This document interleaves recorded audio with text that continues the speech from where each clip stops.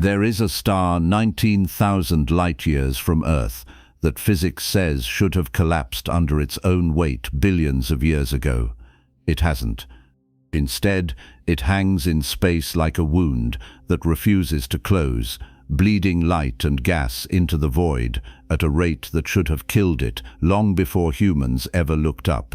Its name is Stephenson 218, and it is the largest star humanity has ever confirmed. Not the brightest, not the heaviest, the largest. If you placed it where our Sun sits right now, its surface would swallow Mercury, Venus, Earth, Mars, Jupiter, and still reach halfway to Saturn. 930 million miles in radius, nearly 2 billion miles across. A sphere so vast that 10 billion suns could fit inside its volume. And yet, for all that size, all that impossible scale, Stephenson 218 weighs only 12 to 16 times the mass of our Sun. That should not be possible. A star that large should be thousands of times heavier, held together by crushing gravity, stable and controlled. This one is barely holding on. Its outer layers are so thin, so diffused, that the line between star and space is more suggestion than boundary. Inside, radiation pressure and gravity are locked in a war neither can win, tearing the star apart from the inside out. Astronomers have watched it for years now, buried deep in the dust clouds of the constellation Scutum, and the more they learn, the less sense it makes. Because Stephenson 218 is not just rare, it is sitting at the very edge of what the laws of physics permit a star to be. And when it finally dies, when that precarious balance tips and the core collapses, it will scatter the raw material for 1,000 future solar systems across light years of space. Some stars don't just end, they become the beginning. This is one of them. Welcome to Magnetic Space. If you're new here, please subscribe. We make these documentaries every day, and honestly, we'd love to have you along for the ride. Before we begin, tell us in the comments where you're watching from and what time it is there. Now settle in. This is going to be a good one.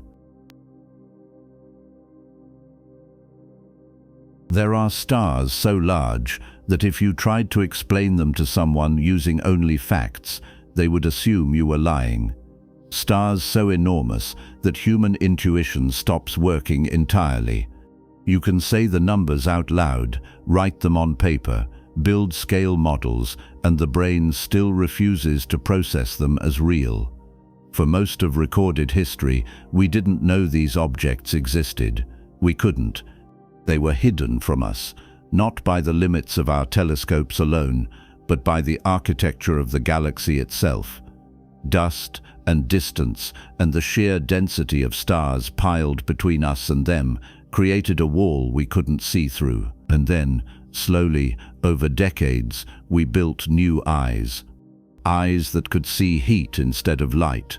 Eyes that could peer through clouds of gas thick enough to swallow entire solar systems.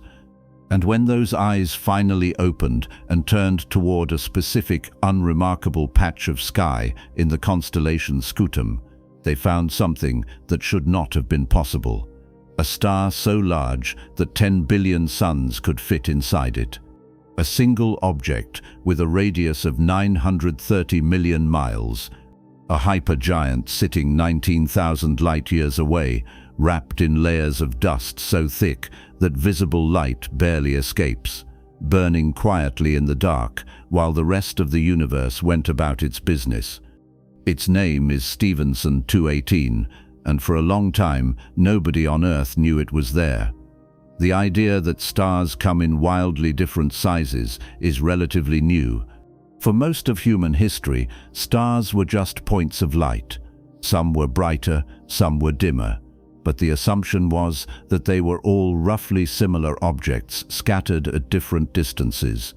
It wasn't until the early 20th century that astronomers began measuring stellar sizes with any precision, and what they found was unsettling.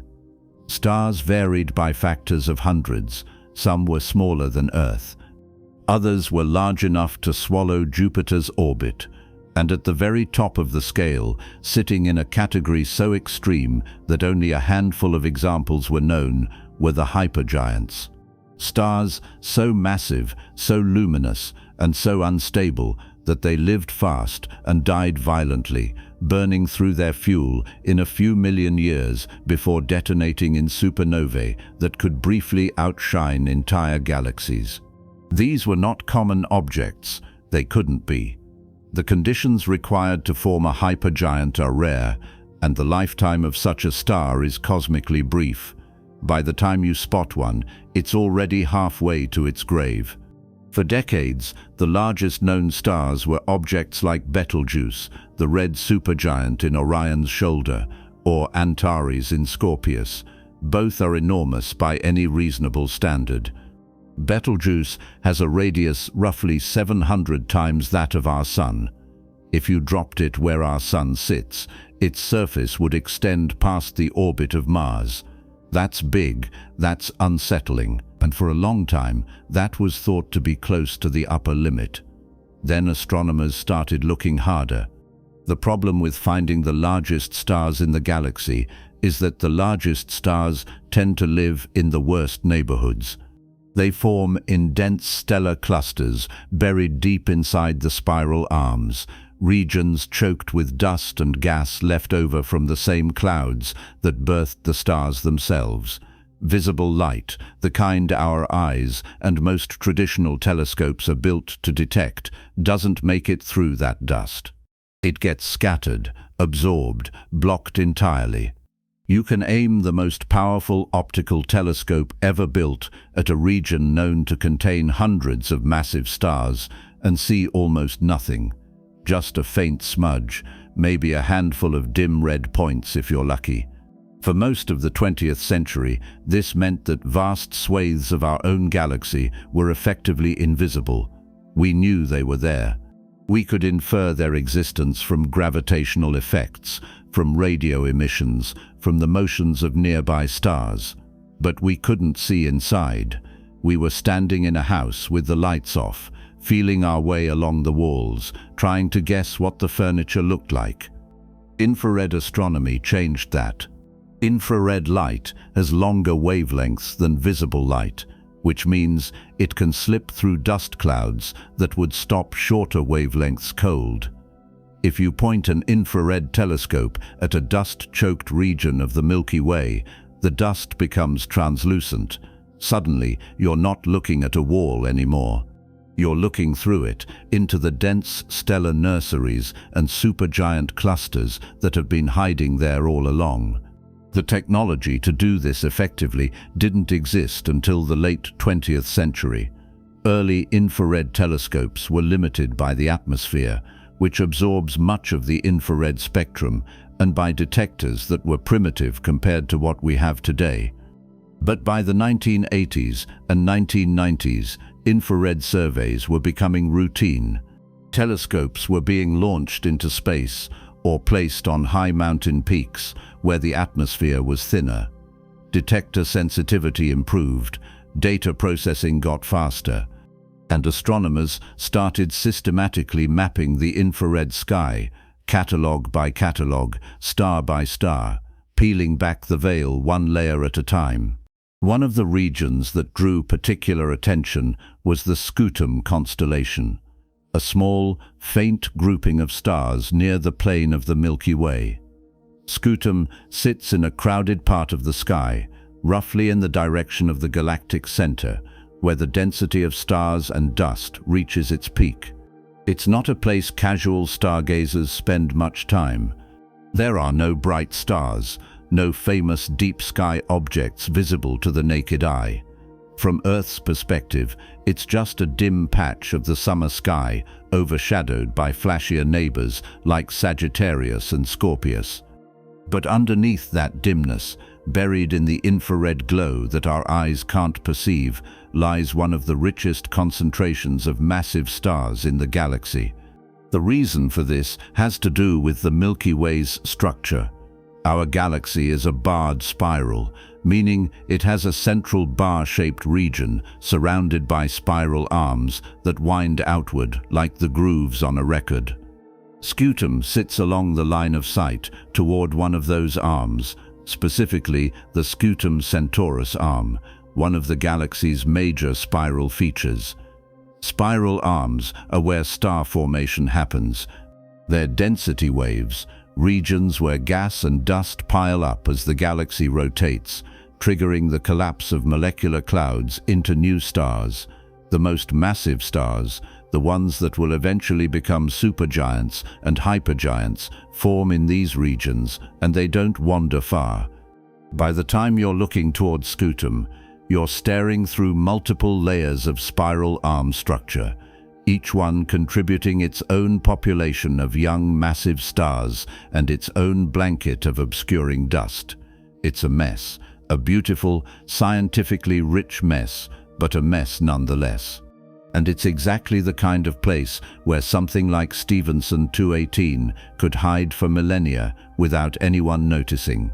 The specific story of how Stephenson 218 was identified starts with a broader effort to map and characterize massive star clusters in the Milky Way's inner regions.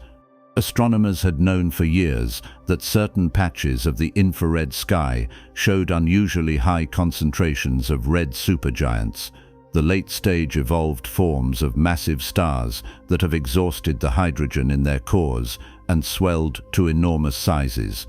Red supergiants are intrinsically very luminous, which makes them relatively easy to spot in infrared surveys even at great distances. Where you find a cluster of red supergiants, you've likely found the remnants of a young massive star cluster, a group of stars born together from the same molecular cloud a few million years ago. The Stephenson 2 cluster, named after the astronomer who first catalogued it, is one such grouping. It sits roughly 19,000 light-years away, deep in the dust-laden regions of Scutum. The cluster contains dozens of red supergiants, an unusually high number for a single group. That alone made it interesting.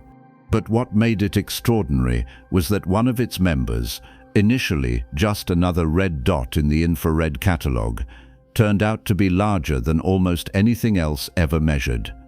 The process of determining a star's size is less straightforward than it sounds. You can't just look at a star through a telescope and measure its diameter the way you'd measure a basketball. Stars are so far away that even the largest ones appear as point sources, dimensionless dots of light. To estimate their true size, you need two pieces of information. First, you need to know the star's temperature, which you can estimate from its color or spectrum. Second, you need to know its luminosity, how much total energy it's radiating into space. Once you have both, you can use the Stefan-Boltzmann law to work backward and calculate the radius. The problem is that luminosity depends on distance. If you don't know how far away the star is, you can't calculate how bright it truly is, and without that, you can't estimate its size. Distance measurements in astronomy are notoriously tricky, especially for objects deep inside the Milky Way. For relatively nearby stars, astronomers use parallax, the apparent shift in a star's position as Earth orbits the Sun. But parallax only works out to a few thousand light-years with current instruments. Beyond that, you need indirect methods. Spectroscopic parallax, where you estimate a star's intrinsic brightness based on its spectral type and then compare that to its apparent brightness. Kinematic models, where you infer distance from the star's motion relative to the Sun. Associations with other objects of known distance. Each method carries its own uncertainties, and those uncertainties compound when you're dealing with an object 19,000 light-years away, sitting behind layers of dust that dim and redden its light unpredictably. One source reviewing the size estimates for Stephenson 218 noted that the distance uncertainty alone is over 50%. That means the star could be significantly closer or significantly farther than the commonly cited 19,000 light-years, and that uncertainty feeds directly into the radius calculation. If the distance is off by a factor of 2, the radius estimate shifts by the same factor. This is not a small problem. It means that while we can say with confidence that Stephenson 218 is extremely large, the exact number, whether it's 2,000 solar radii or something somewhat smaller or larger, remains fuzzy. The tools used to identify and measure Stephenson 218 were primarily ground-based infrared telescopes equipped with spectrographs capable of analyzing the light from individual stars within dense clusters. These instruments can pick apart the infrared spectrum of a red supergiant, identifying absorption lines from molecules like titanium oxide and water vapor that form in the star's cool outer atmosphere.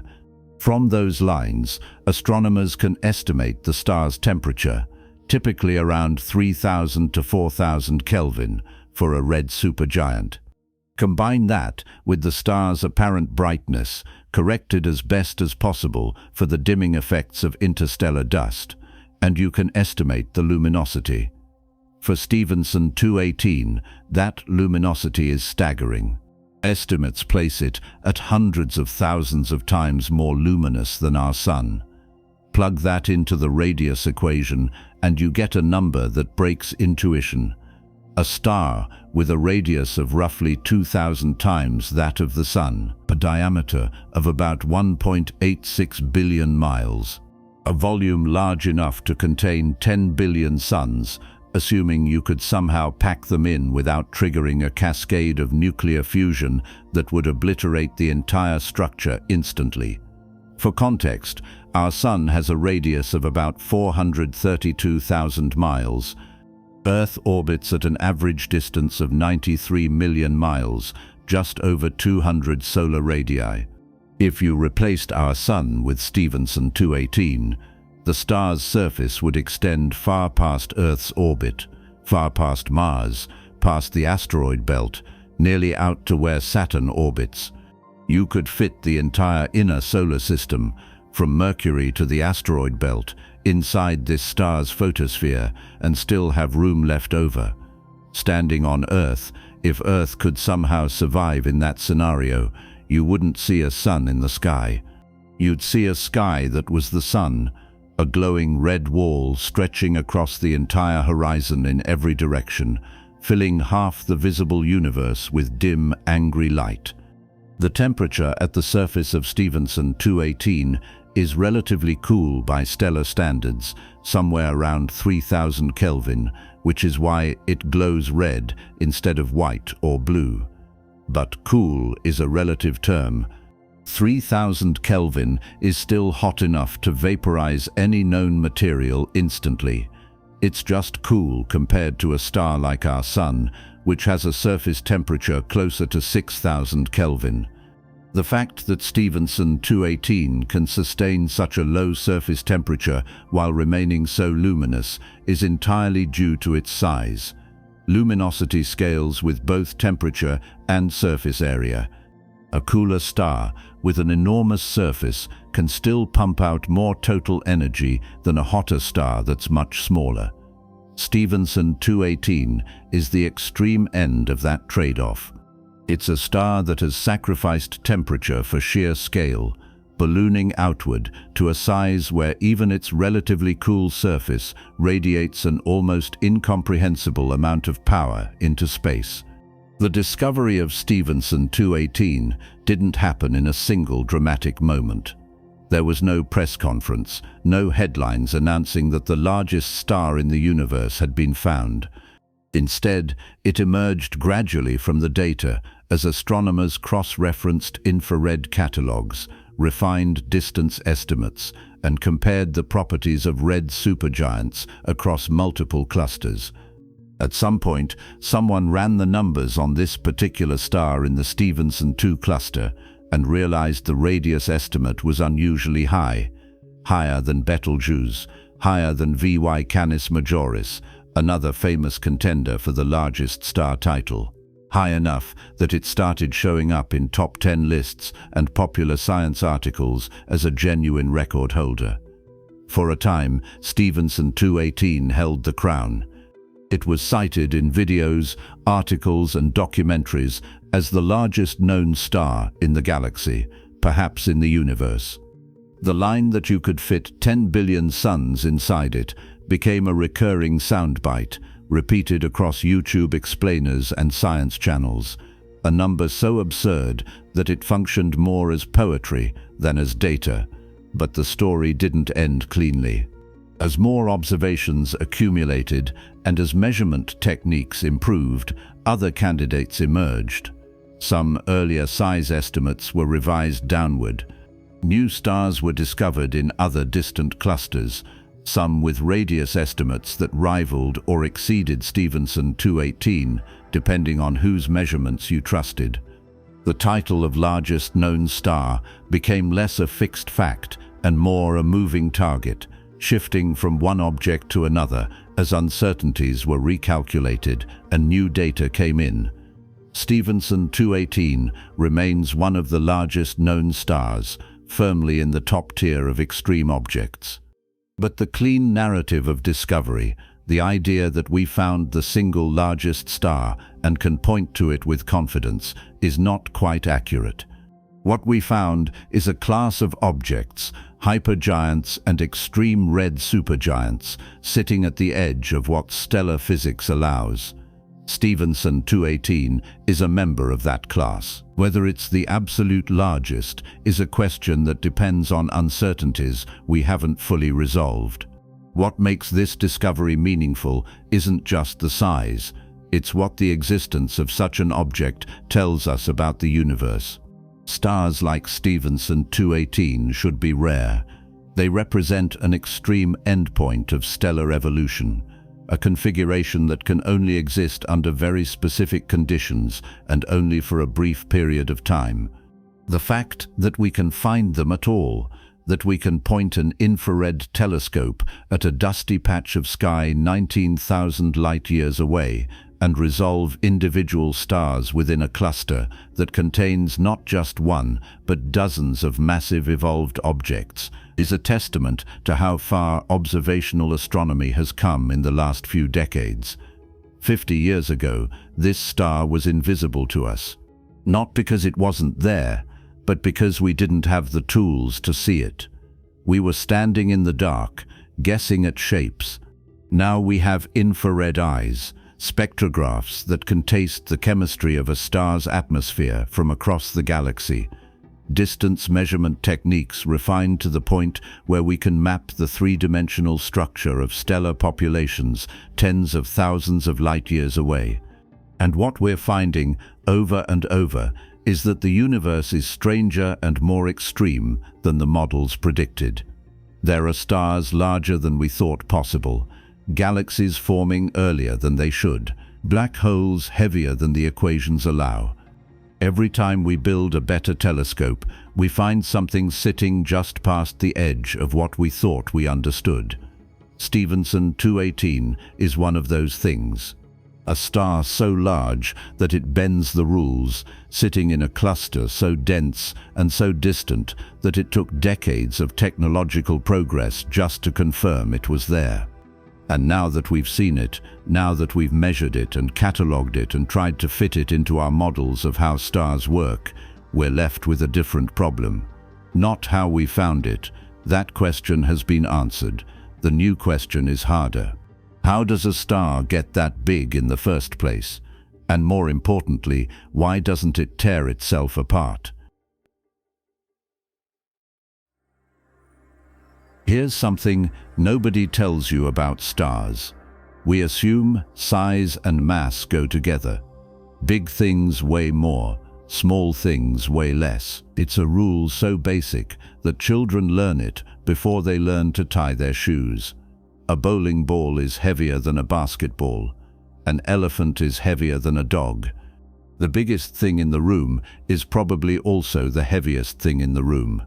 That rule works for almost everything in daily life. And then you meet Stephenson 218, and the rule shatters. This star has a radius of roughly 930 million miles. If you lined up the Earth and the Sun, the distance between them is about 93 million miles. The diameter of Stephenson 218 is roughly 20 times that distance. You could fit 10 billion suns inside its volume. 10 billion. Not a metaphor, not an exaggeration, a literal geometric fact. And yet, despite all of that, despite being large enough to swallow Saturn's orbit whole, Stephenson 218 weighs only about 12 to 16 times as much as our Sun. Not 10 billion times more massive, 12 to 16 times. The star is so large that it breaks your sense of what matter is supposed to do, and so light that it raises immediate, uncomfortable questions about how the thing stays together at all. To understand why this is so strange, you need to understand what mass and size usually mean for stars. In the normal course of stellar life, mass and size are tightly linked. A star's mass determines almost everything about it. How hot it burns, how bright it shines, how long it lives, and crucially, how large it is. More massive stars are larger, less massive stars are smaller. The relationship isn't perfectly linear, but it's strong enough that if you tell an astronomer a star's mass, they can give you a reasonable guess about its radius without needing to measure it. Our Sun weighs about 2 times 10 to the power of 30 kilograms. It has a radius of about 432,000 miles. A star that weighs 10 times as much, a massive blue star in its prime, might have a radius only 3 or 4 times larger. The mass went up by a factor of 10. The radius went up by a factor of 3 or 4. That's the typical scaling. The star gets bigger, yes, but not wildly out of proportion to the mass it gained. Stephenson 218 does not follow that rule. Its radius is 2,000 times larger than the Sun's. Its mass is only 12 to 16 times larger. The size has exploded. The mass has barely budged. Something has clearly gone very wrong, or very right, depending on how you look at it. And the thing that has gone wrong is the density. Density is just mass divided by volume. It's how much stuff is packed into a given space. Water has a density of about 1 gram per cubic centimeter. Lead has a density of about 11 grams per cubic centimeter. Lead is denser. You know this intuitively because a lead ball feels heavier than a water balloon of the same size. Our Sun, despite being made of hot gas rather than solid matter, has an average density of about 1.4 grams per cubic centimeter, slightly denser than water. Not by much, but enough that if you could somehow scoop out a cubic centimeter of Sun material and weigh it, it would be heavier than a cubic centimeter of the ocean. Stephenson 218 has an average density thousands of times lower. Some estimates place it at around 100 millionth of a gram per cubic centimeter. That is not a misprint. 100 millionth, that's roughly 1,000,000 times less dense than air at sea level on Earth. If you could take a chunk of Stephenson 218's outer atmosphere, the stuff making up most of its enormous volume, and bring it back to Earth, it would feel less substantial than the faintest wisp of smoke. You could wave your hand through it and feel almost nothing. It would be closer to a vacuum than to anything you would call matter. And yet, this is what makes up a star. A ball of gas so thin that it barely qualifies as a substance, held together by gravity, glowing with the energy of nuclear fusion happening somewhere deep inside, inflated to a size that makes the inner solar system look cramped. The math of that inflation is what makes this so unsettling. Volume scales with the cube of the radius. If you double a star's radius, you increase its volume by a factor of 8. Triple the radius and the volume goes up by a factor of 27. Stephenson 218's radius is 2,000 times larger than the Sun's. That means its volume is 2,000 cubed, or 8 billion times larger. 8 billion times more space. Only 12 to 16 times more mass. The mass hasn't kept up, not even close. The star has expanded so dramatically that the material inside it has been stretched thin, diluted across a volume so vast that the average density has dropped to almost nothing. It's like taking a kilogram of clay and trying to spread it evenly over the surface of a football field. Technically, the clay is still there. Practically, there's almost nothing left in any given spot. For comparison, let's talk about what happens inside a normal star. Our Sun has a core where hydrogen fuses into helium at temperatures of about 15 million Kelvin. That core is extraordinarily dense, about 150 times denser than water, because the weight of all the overlying layers is pressing down on it, crushing the gas into a compact, superheated ball. As you move outward from the core, the density drops. By the time you reach the Sun's visible surface, the photosphere, the density is less than 1,000th that of air. It's already thin by everyday standards, but it's still thick compared to Stephenson 218. The Sun maintains a relatively steep density gradient from core to surface because the star is compact. The distance from the core to the surface is only a few 100,000 miles. Gravity is strong. The gas is packed tight. Everything is held in place by the enormous weight of the layers above pressing downward and the outward pressure of radiation from fusion below pushing back. The two forces balance and the star stays stable. Stephenson 218 has the same basic structure, a core, layers of gas, a surface, but the distances involved are so much larger that the density gradient becomes absurd. The core, where fusion is still happening, is comparable in density to the core of any other massive star. Dense, hot, actively burning. But the radius of the star is 2,000 times larger than the Sun's. That means the surface, the photosphere where the light we see originates, is sitting roughly 930 million miles from the core. Gravity at that distance is extremely weak. The material at the surface is barely bound to the star at all. It's held in place by the faintest gravitational thread, a tug so gentle that even a relatively modest increase in radiation pressure from below could blow it away entirely. And in fact, that's exactly what's happening. Stephenson 218 is losing mass. It's shedding its outer layers into space in a process called a stellar wind, a slow, continuous leakage of gas that streams outward from the star and dissipates into the surrounding interstellar medium. The star is bleeding, not catastrophically, not yet, but steadily. Thousands of tons of material every second drifting away, never to return. To visualize the scale of this object in a way that means something, let's place it where the Sun is and see what happens. Mercury orbits at about 36 million miles from the Sun. If Stephenson 218 replaced the Sun, Mercury would be deep inside the star's outer envelope, engulfed entirely. It wouldn't be orbiting anymore. It would be plowing through the star's outer atmosphere, experiencing drag, friction, heat. The planet would spiral inward and eventually vaporize. Venus orbits at about 67 million miles. Same result. Engulfed, doomed. Earth sits at 93 million miles, also inside. Mars at about 142 million miles, still inside. The asteroid belt, which spans from about 200 million to 360 million miles, mostly inside. Jupiter, at about 480 million miles from the Sun, would be right on the edge of the star's photosphere, the outer skin where the star's light comes from.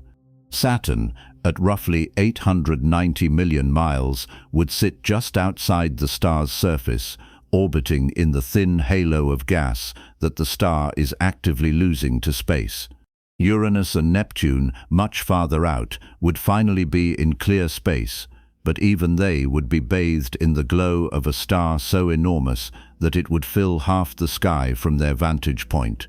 That's the scale. A star large enough that you could fit the orbits of 6 planets inside it and still have room at the surface for a 7th. And yet, if you could somehow gather up all the gas in Stephenson 218 and compress it back down to the density of our Sun, it would shrink to only about 12 to 16 times the Sun's volume. The vast majority of this star is empty space. Space filled with gas, yes, but gas so thin that calling it empty is barely an exaggeration. The star is a ghost, a structure held together not by the strength of the material itself, but by gravity alone, and even gravity is struggling. This is the paradox. How does a star this large, this diffuse, hold itself together? In a normal star, gravity pulls inward, trying to collapse everything into a single point. Fusion in the core generates heat and radiation, which push outward, resisting the collapse. The two forces balance, and the star reaches what astronomers call hydrostatic equilibrium. The inward pull equals the outward push. Nothing moves, the star stays stable. For a star like the Sun, this balance is rock solid. The Sun has been sitting in equilibrium for about 4.5 billion years and will continue doing so for another 5 billion. The forces are matched so precisely that the star barely changes from one millennium to the next. For a star like Stephenson 218, the balance is precarious. The core is still fusing hydrogen, or more likely at this stage helium or heavier elements, generating energy. But the energy has to travel 930 million miles to reach the surface. Along the way, it heats the overlying gas, causing it to expand.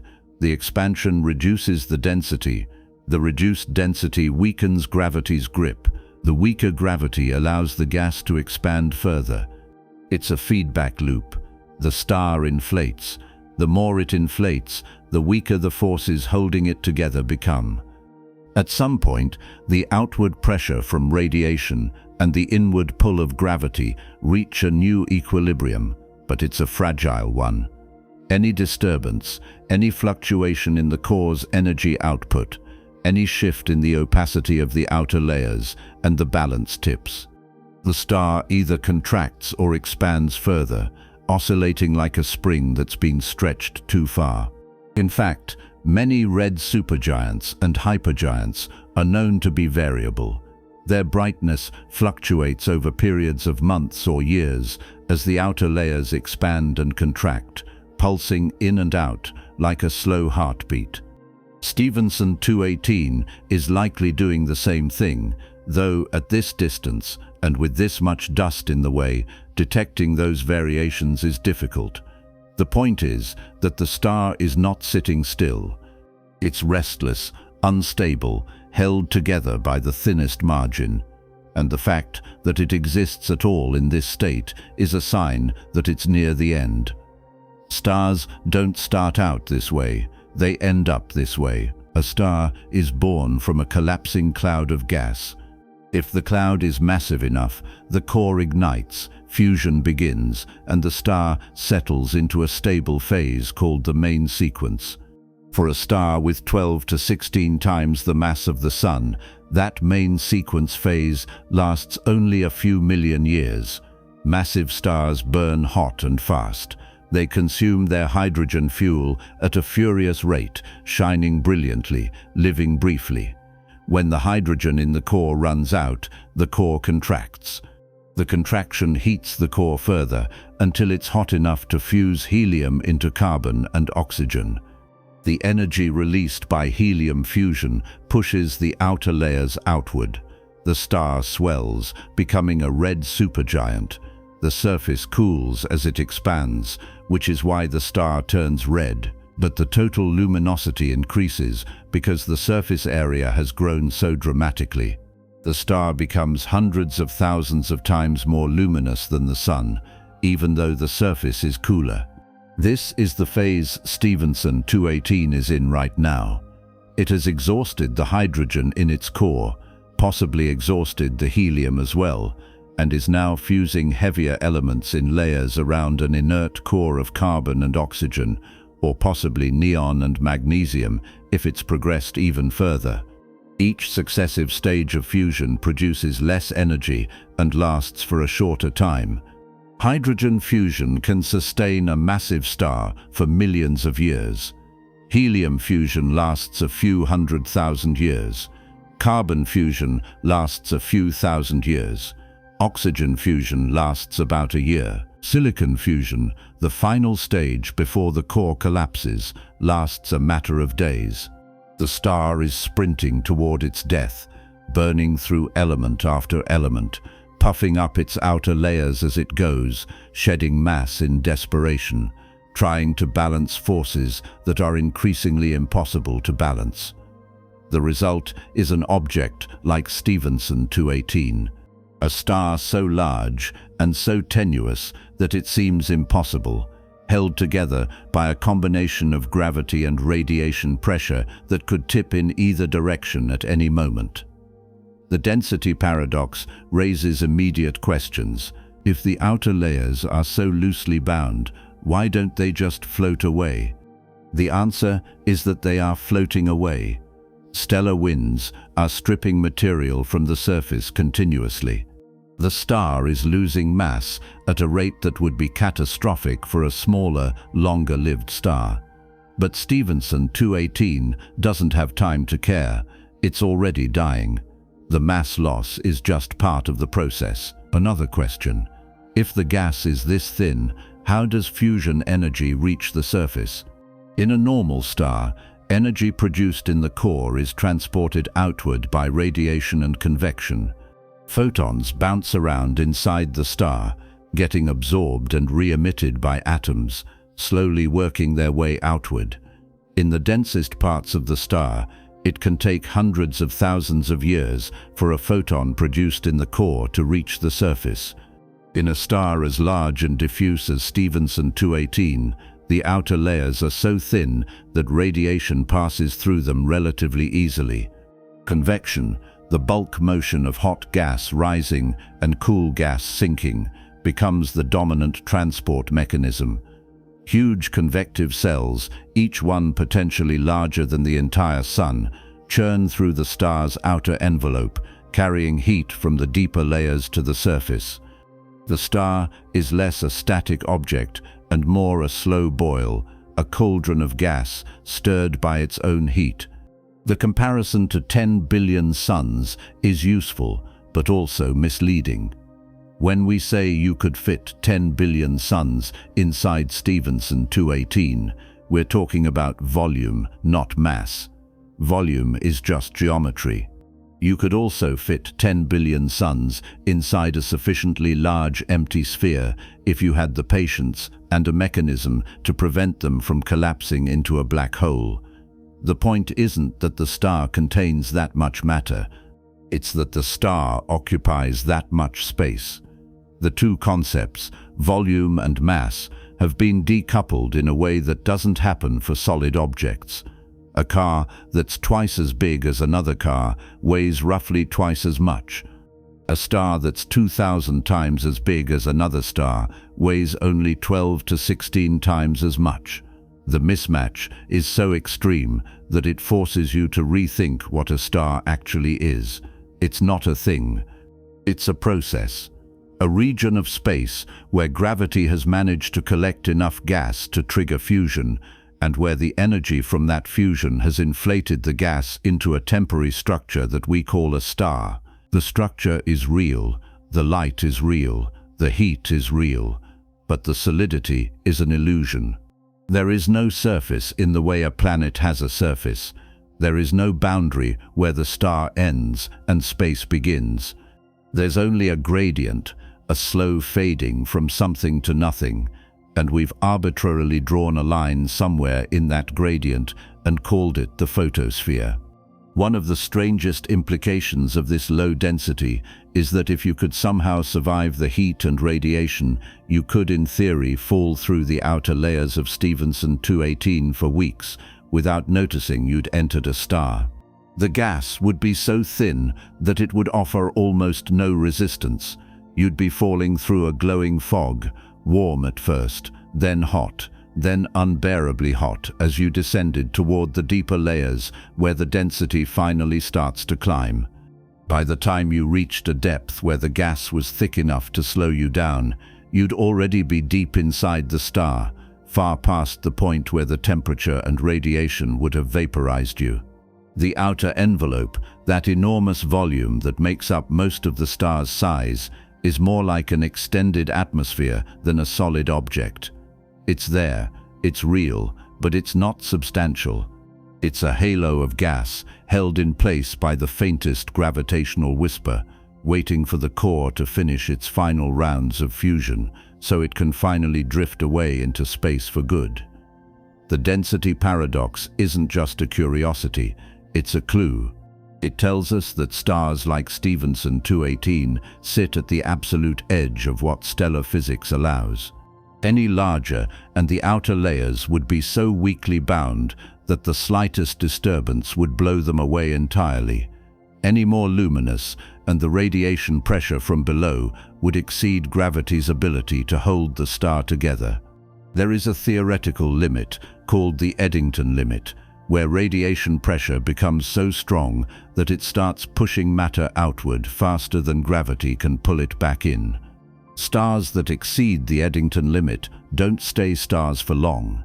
They shed mass catastrophically, either in violent outbursts or in steady superwinds, until they've lost enough weight to drop back below the limit. Stephenson 218 is likely sitting right near that edge, teetering between stability and chaos, held together by a balance of forces so delicate that it could tip at any moment. And when it does tip, when the core finally runs out of elements to fuse and collapses under its own weight, the star won't fade quietly. It will explode, releasing in a matter of seconds more energy than it radiated over its entire multi-million-year lifetime. But we're not there yet. Right now, deep inside this impossibly large, impossibly tenuous star, fusion is still happening. The core is still burning, and that burning is what we need to talk about next.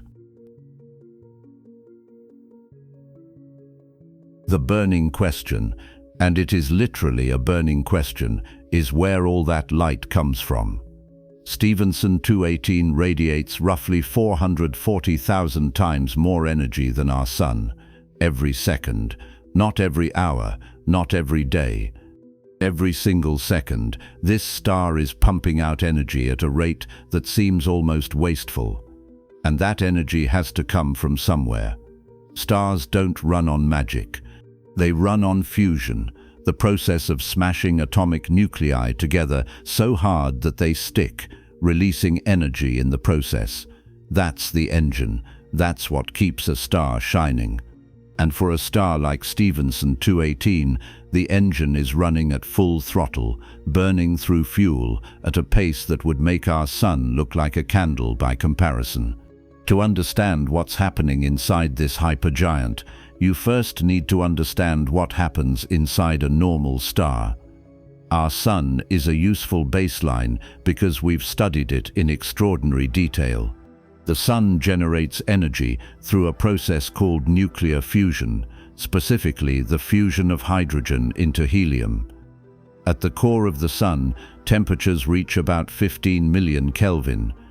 At that temperature, hydrogen nuclei, which are just single protons, are moving fast enough that when they collide, they can overcome the electromagnetic repulsion that normally keeps them apart. Protons are positively charged. Positive charges repel. Under normal circumstances, two protons will never get close enough to stick together. But at 15 million Kelvin, with enough pressure and enough collisions happening every second, a small fraction of those protons do get close enough. And when they do, The strong nuclear force takes over, binding them together into helium nuclei. The process releases energy because the helium nucleus weighs slightly less than the sum of the hydrogen nuclei that went into making it. The missing mass, a tiny fraction of a percent, gets converted directly into energy according to Einstein's famous equation. Mass becomes energy. Energy radiates outward. The star shines. In the Sun, this process happens through a specific chain of reactions called the proton-proton chain. It's a slow process, inefficient by industrial standards.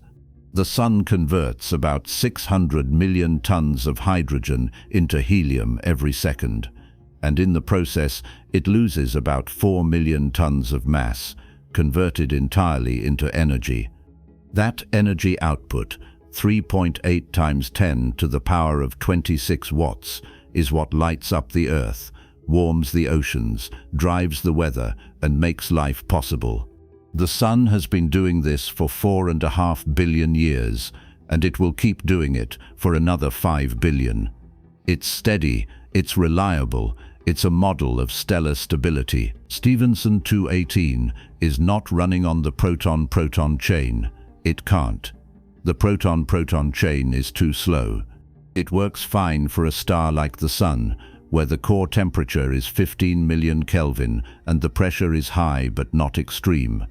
But for a more massive star, a star with a core temperature above about 18 million Kelvin, a different set of reactions takes over. Reactions that are faster, more efficient, and capable of producing far more energy in far less time. Astronomers call it the CNO cycle, carbon-nitrogen-oxygen cycle. It's a catalytic process, meaning carbon, nitrogen, and oxygen aren't consumed. They're just used as intermediaries to help fuse hydrogen into helium more efficiently. Here's how it works. Start with a carbon nucleus, carbon-12, a hydrogen nucleus, a proton, slams into it. The two stick together, forming nitrogen-13. Nitrogen-13 is unstable. It decays almost immediately, spitting out a positron and a neutrino, and turning into carbon-13. Another proton comes in, hits the carbon-13, and you get nitrogen-14. Another proton, and now you've got oxygen-15. Oxygen-15 decays, same deal, positron and neutrino, and you're left with nitrogen-15. One more proton slams in, and this time the nitrogen-15 splits. Out comes a helium nucleus, and you're back to carbon-12 where you started. Net result, 4 hydrogen nuclei in, 1 helium nucleus out, and a bunch of energy released along the way. The carbon was just a middleman. It facilitated the reaction, but didn't get used up. You end the cycle with the same carbon you started with, ready to do it all over again. The CNO cycle is temperature sensitive, much more so than the proton-proton chain.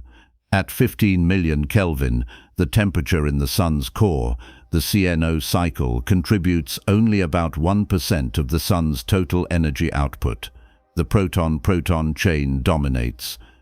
But raise the temperature to 20 million Kelvin and the CNO cycle starts pulling ahead.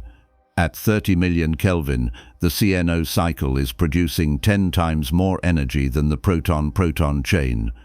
At 40 million Kelvin, it's 100 times more efficient. The hotter the core, the more the CNO cycle takes over. And in a star with 12 to 16 times the mass of the Sun, the kind of mass Stephenson 218 started with, the core temperature is well above the threshold where the CNO cycle dominates. By the time the star reaches the main sequence, the stable phase of hydrogen burning, its core is running almost entirely on CNO fusion. That's the first key to understanding the star's luminosity. The CNO cycle is fast, it's efficient, and it scales aggressively with temperature. A star that's only a few times more massive than the Sun can have a core that's hot enough to generate energy at 10 or even 100 times the rate of the Sun's core. More mass means stronger gravity. Stronger gravity means higher core pressure. Higher core pressure means higher core temperature. Higher core temperature means faster fusion. Faster fusion means more energy. More energy means higher luminosity. The relationship isn't linear, it's exponential. Double a star's mass and its luminosity can go up by a factor of 10 or more. Triple the mass and the luminosity might increase by a factor of 100. This is why massive stars live such short lives. They're burning through their fuel at a furious rate, shining brilliantly, but paying for it with a drastically shortened lifespan. Stephenson 218 is no longer on the main sequence. It's long past that phase. It's exhausted the hydrogen in its core, and it's now fusing heavier elements in layers around an inert core. But the principle is the same. Fusion is still happening. Energy is still being generated. The star is still shining. The difference is that the fusion is happening in shells rather than in a single central core, and the star has puffed up its outer layers to an absurd degree in response to the changing energy output. When a massive star exhausts the hydrogen in its core, the core contracts. Contraction heats the core. Eventually, it gets hot enough to ignite helium fusion, turning helium into carbon and oxygen. Helium fusion releases energy, but not as much energy per reaction as hydrogen fusion. To compensate, the core has to burn hotter and faster. At the same time, a shell of hydrogen just outside the core continues fusing, adding its energy to the mix. The combined energy output from the helium-burning core and the hydrogen-burning shell pushes the star's outer layers outward. The star swells, becoming a red supergiant. This is where Stephenson 218 is right now. It's in the late stages of its life, fusing helium, or possibly even heavier elements in its core, while shells of lighter elements fuse in layers above it. Each shell contributes energy. Each layer adds to the total luminosity. And because the star's radius has expanded so dramatically, the surface area has increased by a factor of millions, allowing the star to radiate an enormous amount of total power, even though the surface itself is relatively cool. This brings us to the term hypergiant. Not every massive star gets called a hypergiant.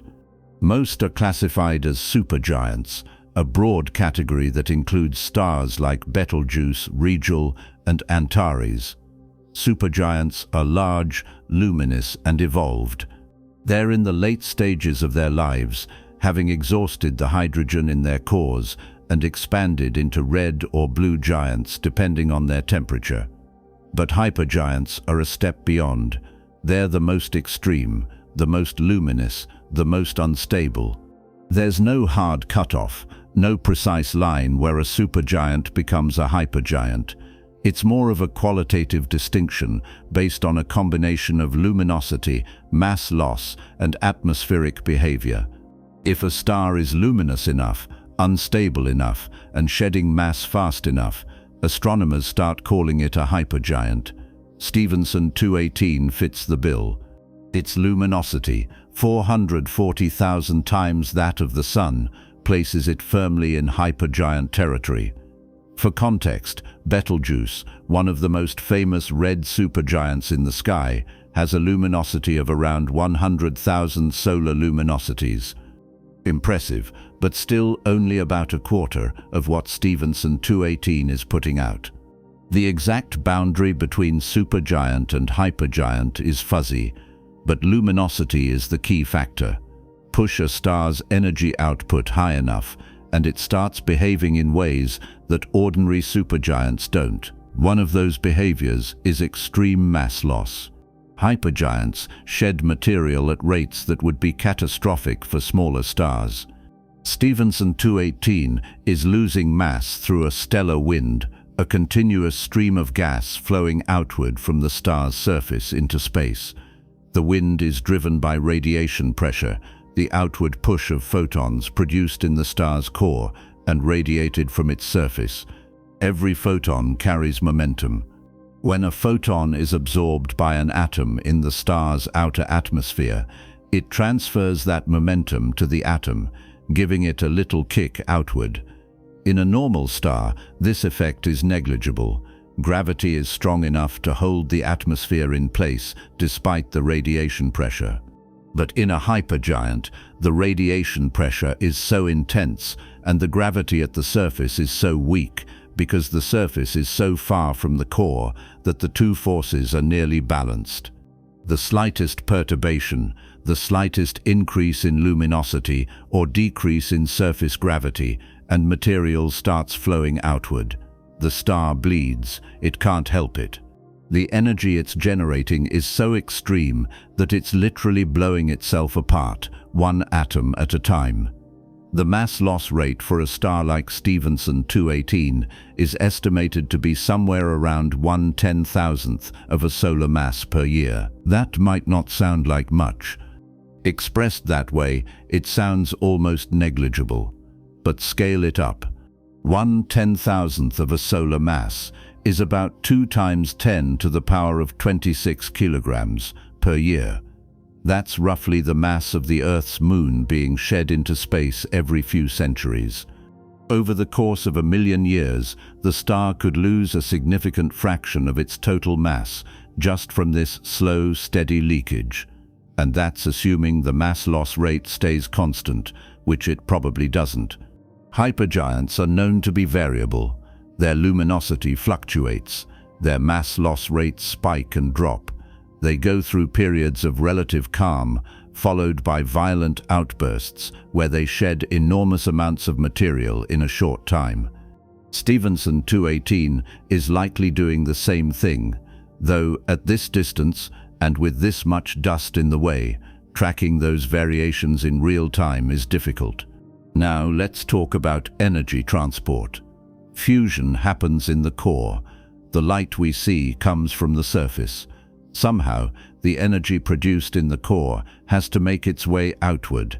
In a star, there are 2 main ways this happens: radiation and convection. Radiation is straightforward. Photons produced by fusion in the core start moving outward. They don't get far before they run into an atom, get absorbed, and get re-emitted in a random direction. The photon bounces around, absorbed and re-emitted over and over, slowly working its way toward the surface. In the densest parts of a star, this process is extraordinarily slow. A photon produced in the core of the Sun can take hundreds of thousands of years to random walk its way to the surface. It's not traveling in a straight line, it's bouncing. Every absorption and re-emission sends it in a new direction. Most of the time, it's not making progress outward at all, it's just wandering. Eventually, statistically, it drifts far enough outward that the density drops, the absorption rate decreases, and it finally escapes into space. That's radiative transport. Convection is different. Convection is bulk motion. Hot gas rises, cool gas sinks. It's the same process that drives weather on Earth, the same reason a pot of boiling water churns and bubbles. In a star, convection happens when radiative transport isn't efficient enough to carry all the energy being produced. If the core is generating energy faster than radiation can carry it away, the gas in the layers just above the core heats up. Hot gas is less dense than cool gas, so it becomes buoyant. It rises, carrying energy with it. When it reaches the cooler outer layers, it dumps its heat, cools down, becomes denser, and sinks back down to be reheated. The cycle repeats. Convection cells form, giant loops of rising and sinking gas that transport energy much more efficiently than radiation alone. In a star like Stephenson 218, convection dominates the outer envelope. The star's outer layers are so extended and so diffuse that radiation passes through them relatively easily, but the energy flux is so high that convection is needed to carry it all. The result is a star with enormous convective cells, each one potentially larger than the entire Sun, churning through the outer atmosphere. The star is a slow boil, a cauldron of gas stirred by its own heat. The key to understanding why Stephenson 218 is so luminous is understanding the relationship between core temperature, fusion rate, and total energy output. The star's core is hot, likely well over 100 million Kelvin at this stage, hot enough to fuse helium into carbon and oxygen, possibly even hot enough to fuse carbon into heavier elements if it's advanced that far. At those temperatures, fusion happens fast. The CNO cycle, which was already efficient during the star's main sequence phase, has been replaced by more exotic reactions: triple alpha for helium fusion, carbon burning, oxygen burning. Each stage releases less energy per reaction than the previous one, but the reactions happen at higher temperatures and higher rates, compensating to some degree. The energy output from the core is enormous, but the star's outer layers are so far away from the core, so loosely bound, that the energy has to do a lot of work to reach the surface. Along the way, it heats the overlying gas, causing it to expand. The expansion reduces the density. The reduced density allows the gas to expand further. The star inflates. Here's the uncomfortable part. The more luminous a star becomes, the harder it is to hold together. Luminosity means energy. Energy means pressure. Pressure pushes outward. If the pressure from radiation and convection exceeds the inward pull of gravity, the star's outer layers start to lift off. There's a theoretical limit to how luminous a star can be before it starts tearing itself apart. It's called the Eddington limit, named after Arthur Eddington, the British astrophysicist who derived it in the early 20th century. The Eddington limit depends on the star's mass. The more massive the star, the higher its Eddington limit. But the relationship isn't linear. Luminosity scales faster than mass. For a star like Stephenson 218, with a mass of 12 to 16 solar masses, the Eddington limit is somewhere around 500,000 solar luminosities. Stephenson 218 is sitting at about 440,000 solar luminosities. It's right on the edge. Any more luminous, and the radiation pressure would exceed gravity's ability to hold the outer layers in place. The star would start shedding mass catastrophically, not through a gentle stellar wind, but through violent eruptions, blowing off huge chunks of its atmosphere in a matter of years or decades. This is one of the reasons hypergiants are so rare. To become a hypergiant, a star has to be massive enough to generate extreme luminosity, but not so massive that it exceeds the Eddington limit and tears itself apart before it can settle into this phase. The window is narrow. Most stars that could become hypergiants either don't make it because they weren't massive enough to begin with, or they overshoot and lose so much mass during their main sequence phase that by the time they evolve into red supergiants, they're no longer heavy enough to qualify. Stephenson 218 is one of the lucky ones, if you can call a star that's about to explode lucky. It managed to thread the needle. It formed with enough mass to become a hypergiant, and it hasn't lost so much mass along the way that it's dropped below the threshold. It's sitting right at the edge, glowing with the intensity of nearly 500,000 suns, holding itself together by the thinnest margin. Opacity plays a crucial role in all of this. Opacity is a measure of how much a material absorbs or scatters light. High opacity means light has a hard time getting through. Low opacity means light passes through easily.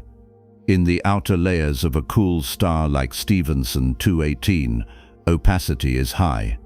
The gas is cool enough that atoms can hold onto their electrons, and those electrons are very good at absorbing and scattering photons. The result is that energy trying to escape from the star gets trapped. It bounces around, absorbed and re-emitted, heating the gas. The heated gas expands, puffing up the star's outer envelope. The higher the opacity, the more the gas heats up, and the more the star inflates. This is part of why red supergiants and hypergiants are so large. Their cool outer atmospheres have high opacity, which traps energy, which causes expansion. It's a feedback loop. The star gets bigger, the surface cools, the opacity increases, the energy gets trapped, the star gets bigger. The process continues until something breaks the cycle, usually the star running out of fusion fuel and collapsing. For Stephenson 218, opacity is part of the reason the star's outer layers are so extended.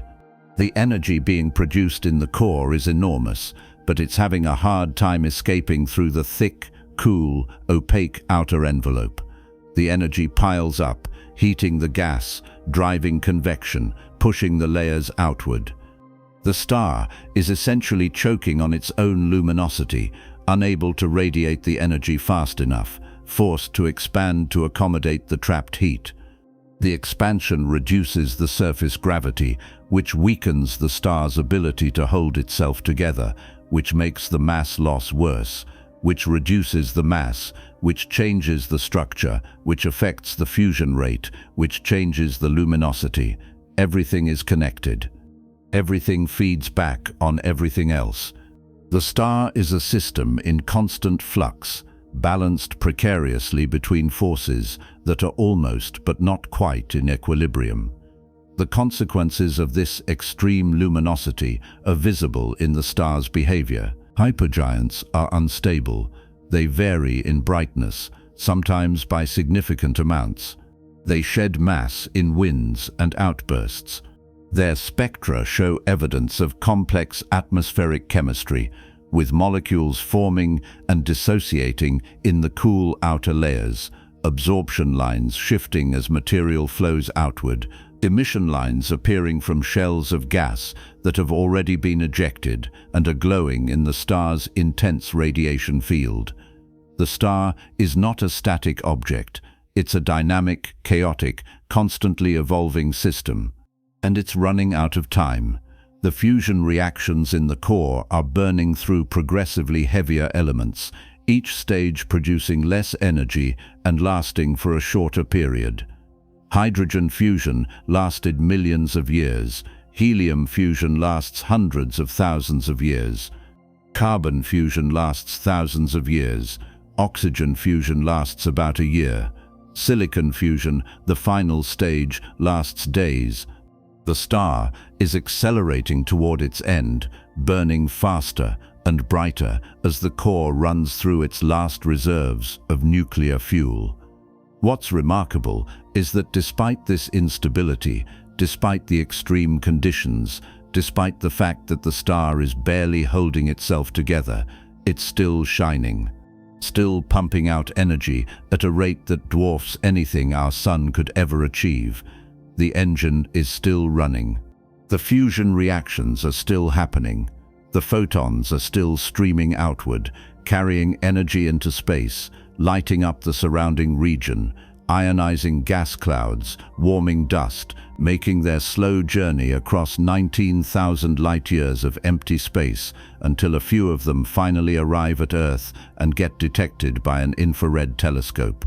And from those few photons, from the patterns in the light, from the absorption lines in the spectrum, astronomers have been able to piece together what's happening inside a star so distant and so obscured that we can barely see it at all. That's the power of physics. That's the reach of modern astrophysics. We can take a handful of photons and reconstruct the entire life cycle of a star, from its birth in a molecular cloud to its impending death in a supernova. But the energy generation, as extreme as it is only half the story. The other half is what that energy is doing to the star. Because all that luminosity, all that radiation streaming outward from the core, is pushing back against gravity with a force that's almost but not quite enough to win. The star is caught in a war, gravity pulling inward, radiation pushing outward. And that war, that constant struggle between collapse and explosion, is what we need to talk about next. Inside Stephenson 218, there is a battle happening. It is not metaphorical, it is not poetic license. It is an actual physical war being fought at every layer of the star, from the core outward to the surface, between two fundamental forces that want opposite things. Gravity wants to crush the star into a ball the size of a city. Radiation wants to blow it apart into an expanding cloud of gas that will never reassemble. Both forces are real, both are powerful, and for the moment they are locked in a stalemate so fragile that the slightest shift in either direction could end the star as a coherent object. This is not a stable piece. This is the kind of balance you find in a skyscraper that has been shaken by an earthquake and is still standing, but only barely, with cracks running through every support beam and the whole structure groaning under its own weight. Stephenson 218 is that skyscraper, and the earthquake never stops. To understand what is happening inside this star, you need to understand what gravity is trying to do to it. Gravity is simple. Every piece of matter attracts every other piece of matter. The more mass you have, the stronger the pull. For a ball of gas sitting in space, gravity pulls every atom toward the center. If nothing resisted that pull, the gas would collapse inward, getting denser and denser, heating up as gravitational potential energy converted to thermal energy, until eventually you either triggered fusion and got a star, or you crushed everything into a degenerate object like a white dwarf or a neutron star. Or if you had enough mass, you kept collapsing right through that and formed a black hole. Gravity does not care about your plans. Gravity does not care if you want to remain a star. Gravity is a one-way ratchet pointed toward the center, and it will compress you into the smallest space physics allows, unless something pushes back hard enough to stop it. For most of a star's life, the thing that pushes back is pressure, thermal pressure to be specific. The gas in the star is hot. Hot gas has particles moving fast. Fast-moving particles exert pressure when they collide with each other and with anything else in their way. The hotter the gas, the more pressure it generates. In the core of a star, where fusion is happening, the temperature is high enough that the thermal pressure from all those fast-moving particles pushing outward exactly balances the gravitational force pulling inward. The core wants to collapse. The pressure says no. The two forces reach an equilibrium, and the star sits there, stable, shining, converting hydrogen into helium or helium into carbon, generating energy, maintaining the balance. This is called hydrostatic equilibrium, and it is the state that every stable star lives in. The Sun has been sitting in hydrostatic equilibrium for 4.5 billion years. It will stay there for another 5 billion. The balance is so precise that the Sun's radius changes by less than a fraction of a percent over timescales of millions of years. Gravity and pressure have fought to a draw, and neither side is winning. Stephenson 218 is not in that kind of equilibrium. It is in something closer to a negotiated truce that both sides are ready to violate at any moment. The difference is radiation pressure. Thermal pressure comes from the random motion of gas particles bouncing around.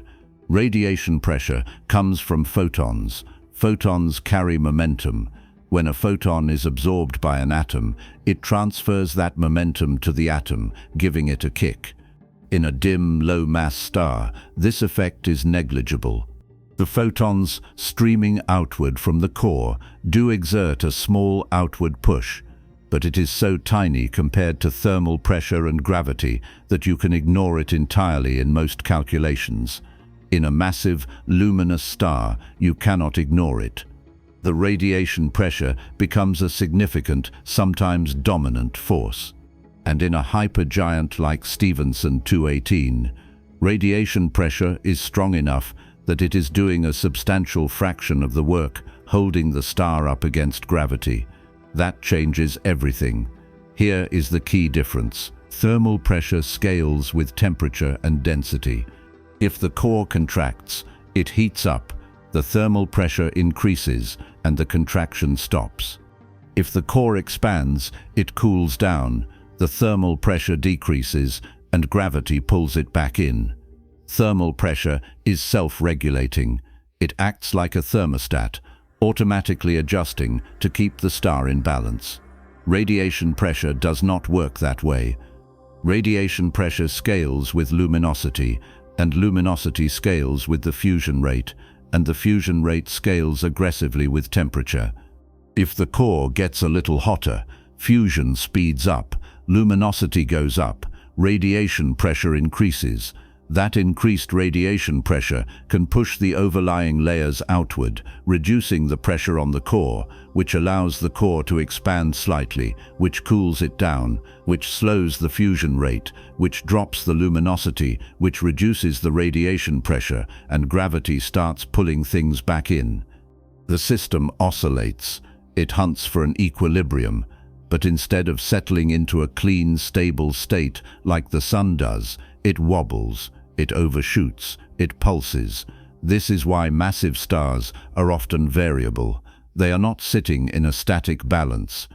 They are bouncing back and forth between states, trying to find equilibrium and never quite getting there. For Stephenson 218, this wobble is more than an inconvenience. It is existential.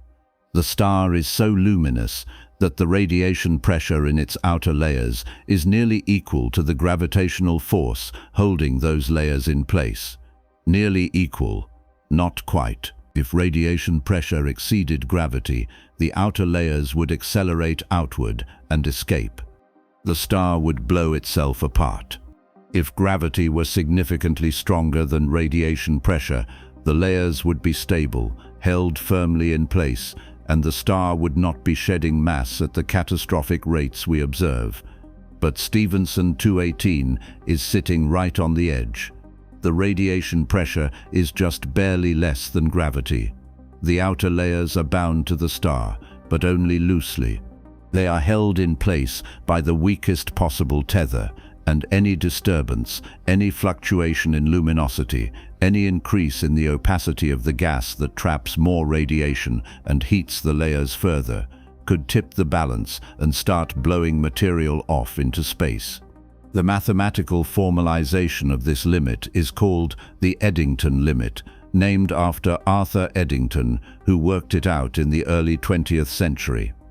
Eddington was trying to understand why the most luminous stars had an upper limit to their brightness. He realized that there was a point where the outward force from radiation pressure exactly matched the inward force of gravity. Beyond that point, the star could not hold itself together. The outer layers would be lifted off by the radiation field, and the star would lose mass until it dropped back below the limit. The Eddington luminosity depends on the star's mass. The more massive the star, the stronger the gravity, and the higher the luminosity has to be before radiation pressure can overcome it. For a star with the mass of the Sun, the Eddington limit is about 30,000 times the Sun's actual luminosity. The Sun is nowhere near that. It is not even close. The Sun could increase its luminosity by a factor of 10,000 and still be comfortably below the Eddington limit.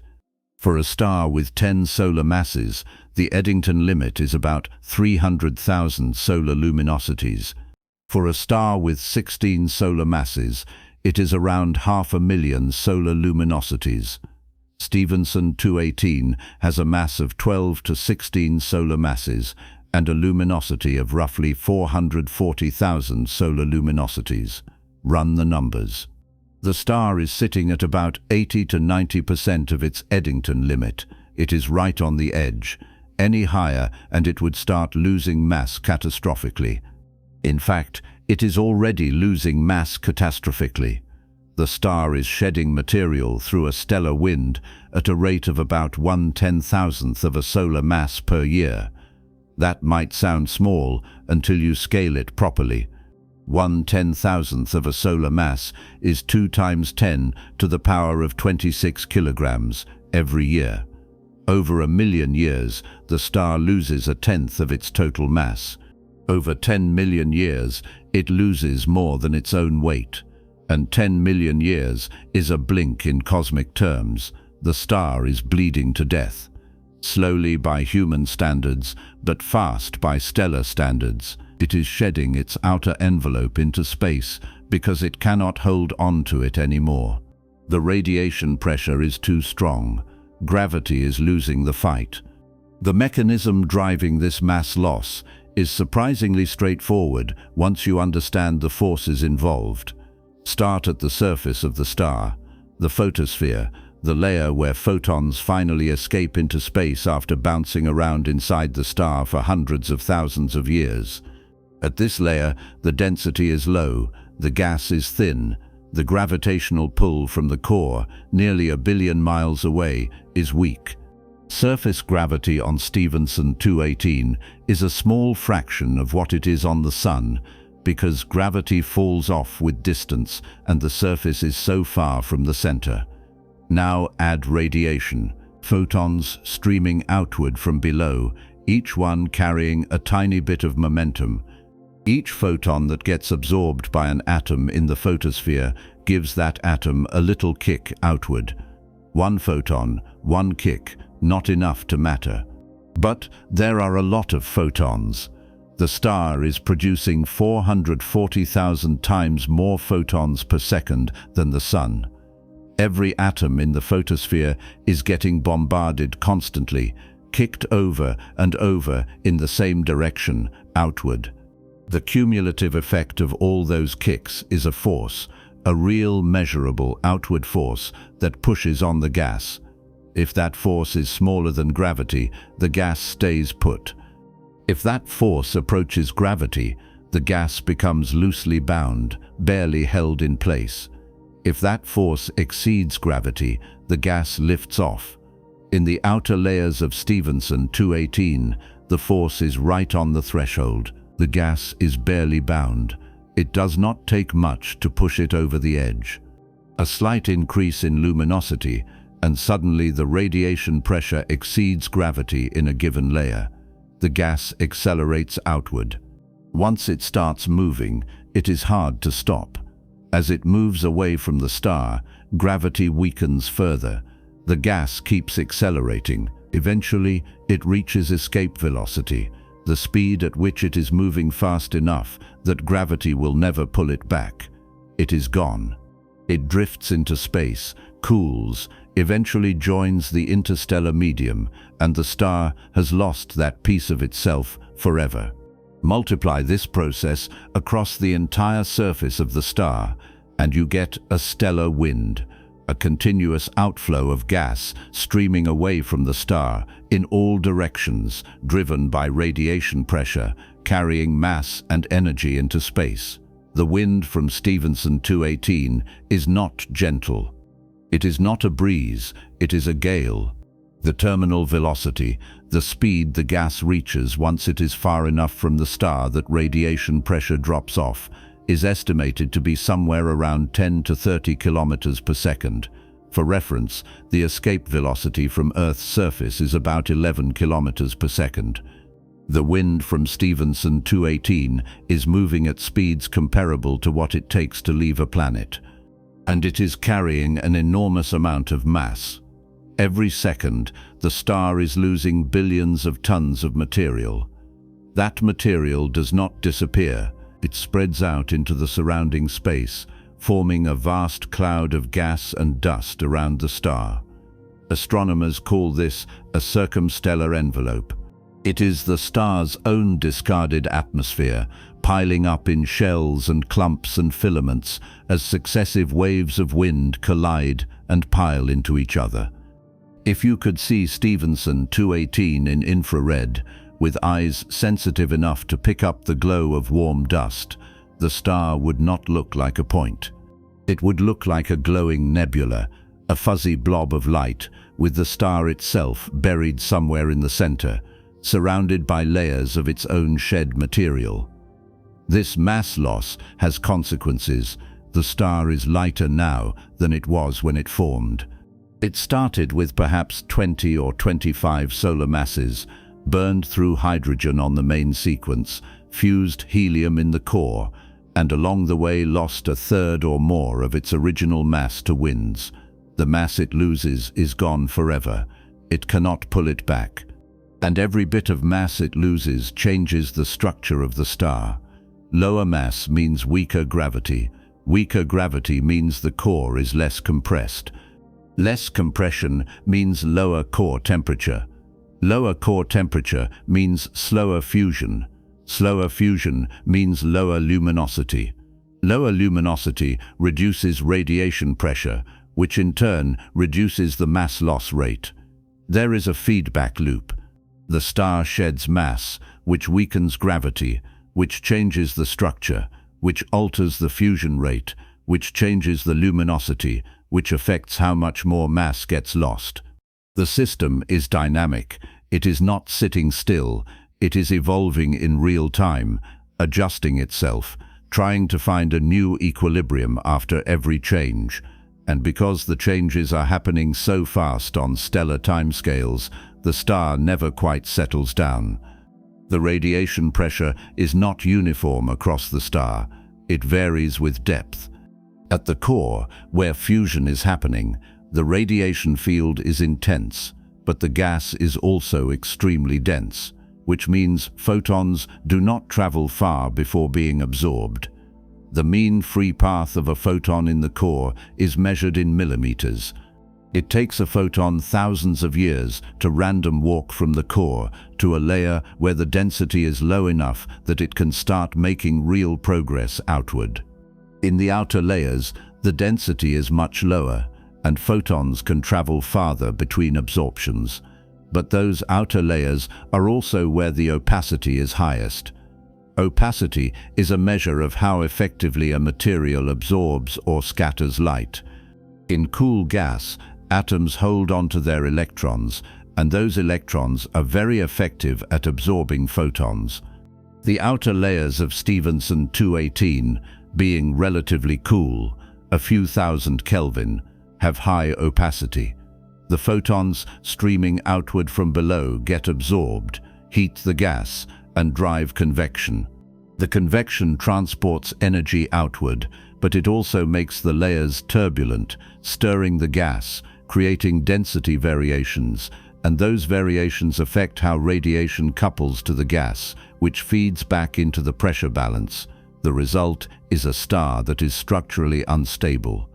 It is not collapsing, it is not exploding, but it is not stable either. It is wobbling, pulsing. The outer layers expand, cool, become more opaque, trap more radiation, heat up, expand further. Then something gives. Maybe the luminosity drops slightly as the core adjusts to the changing structure. Maybe a shell of gas becomes so extended that it decouples from the layers below and drifts off. The expansion slows, reverses, the layers contract slightly, heat up, become less opaque, the trapped energy escapes, and the cycle starts again. The star breathes, in and out, slowly by human standards, with periods that might be months or years, but fast enough that if you could watch the star over a human lifetime, you might see it change, brighten and dim, expand and contract, shed bursts of material during outbursts. The star is alive in a way that stable stars like the Sun are not. It is restless, it is fighting itself. This is the nature of the war. Gravity pulling inward, radiation pushing outward, and the two forces so closely matched that the outcome shifts with every fluctuation. If the core burns a little hotter for a while, luminosity goes up, radiation pressure increases, the outer layers lift off, mass is lost, gravity weakens, the core adjusts, luminosity drops, radiation pressure decreases, the layers settle back, and gravity pulls them in. The star never stays in one configuration for long. It is constantly adjusting, hunting for equilibrium, overshooting, correcting, wobbling. And because it is so close to the Eddington limit, so close to the point where radiation pressure would exceed gravity entirely, the margins are thin. There is no safety buffer. There is no reserve of gravitational binding energy holding things together. The star is barely holding itself together. One phrase that keeps coming up in the literature on hypergiant stars, in the technical papers and the conference presentations, is that these objects are living on the edge. They are at the limits of what stellar physics allows. Go any further and you do not get a star anymore. You get something else, an eruption, a mass ejection event, a supernova, a transition to a different state entirely. The observational evidence for this instability is everywhere once you know what to look for. Hypergiant stars are famous for being variable. Their brightness changes, sometimes by significant amounts, over timescales of months to years. The changes are not random. They follow patterns, semi-regular periods, suggesting that something inside the star is oscillating. Pulsations, driven by the dynamic interplay between radiation pressure and gravity. The outer layers expand. The star dims because the surface area increases and the temperature drops. Then the layers contract. The star brightens as the surface heats up. The cycle repeats, not perfectly, not like clockwork.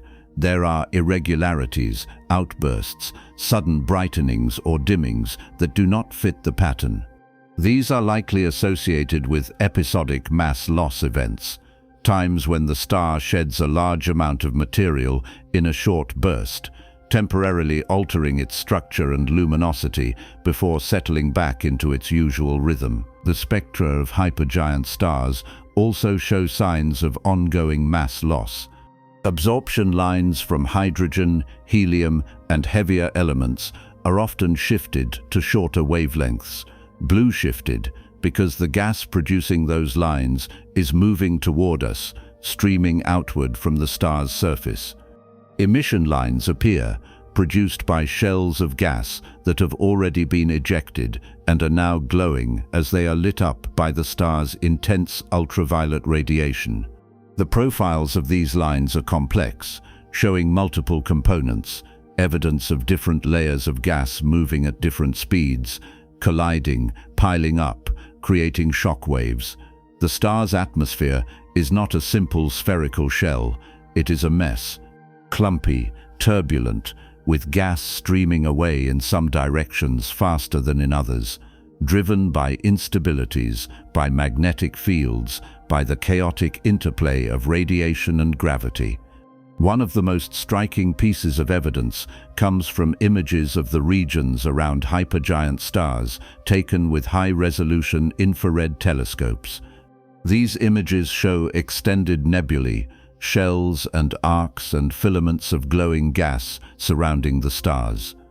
The nebulae are not static, they are expanding. Measurements of the Doppler shifts in the nebular emission lines show that the gas is moving outward at speeds of tens of kilometers per second.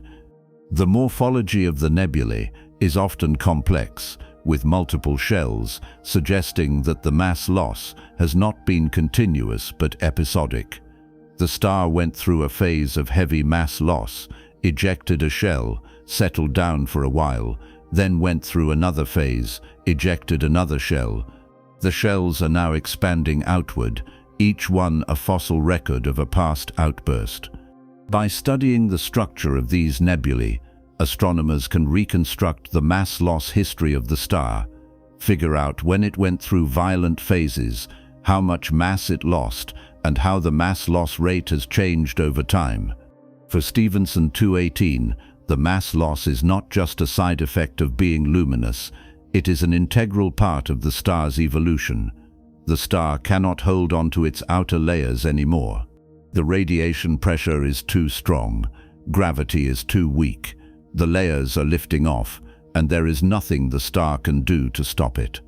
Over time, this mass loss will strip away the entire hydrogen-rich envelope, exposing the deeper layers enriched in helium and heavier elements, products of the fusion reactions that have been running in the core and in shells around the core for millions of years. Eventually, the star will shed so much mass that its structure will change fundamentally. It might transition to a different phase, become a Wolf-Rayet star, an extremely hot, luminous object with most of its hydrogen gone, burning helium and heavier elements in an exposed core surrounded by fast winds. Or it might skip that phase entirely and go straight to the endgame. The core will run out of fuel, collapse, and trigger a supernova. Either way, the mass loss happening right now is shaping what the star will become and how it will die. The fact that Stephenson 218 is losing mass so aggressively raises an uncomfortable question. If the star is shedding 1/10 of its mass every million years, and if it has been in this phase for more than a few million years, how much mass did it start with? The current mass, 12 to 16 solar masses, is likely much lower than the star's initial mass. It probably formed with 25 or even 30 solar masses. Most of that is gone now, blown away into space over the course of its lifetime. The star we see today is a remnant, a stripped-down version of what it used to be, still enormous in size but much lighter in mass, held together by a balance of forces so delicate that it is essentially tearing itself apart, and it is not done yet. The mass loss will continue. The wind will keep blowing.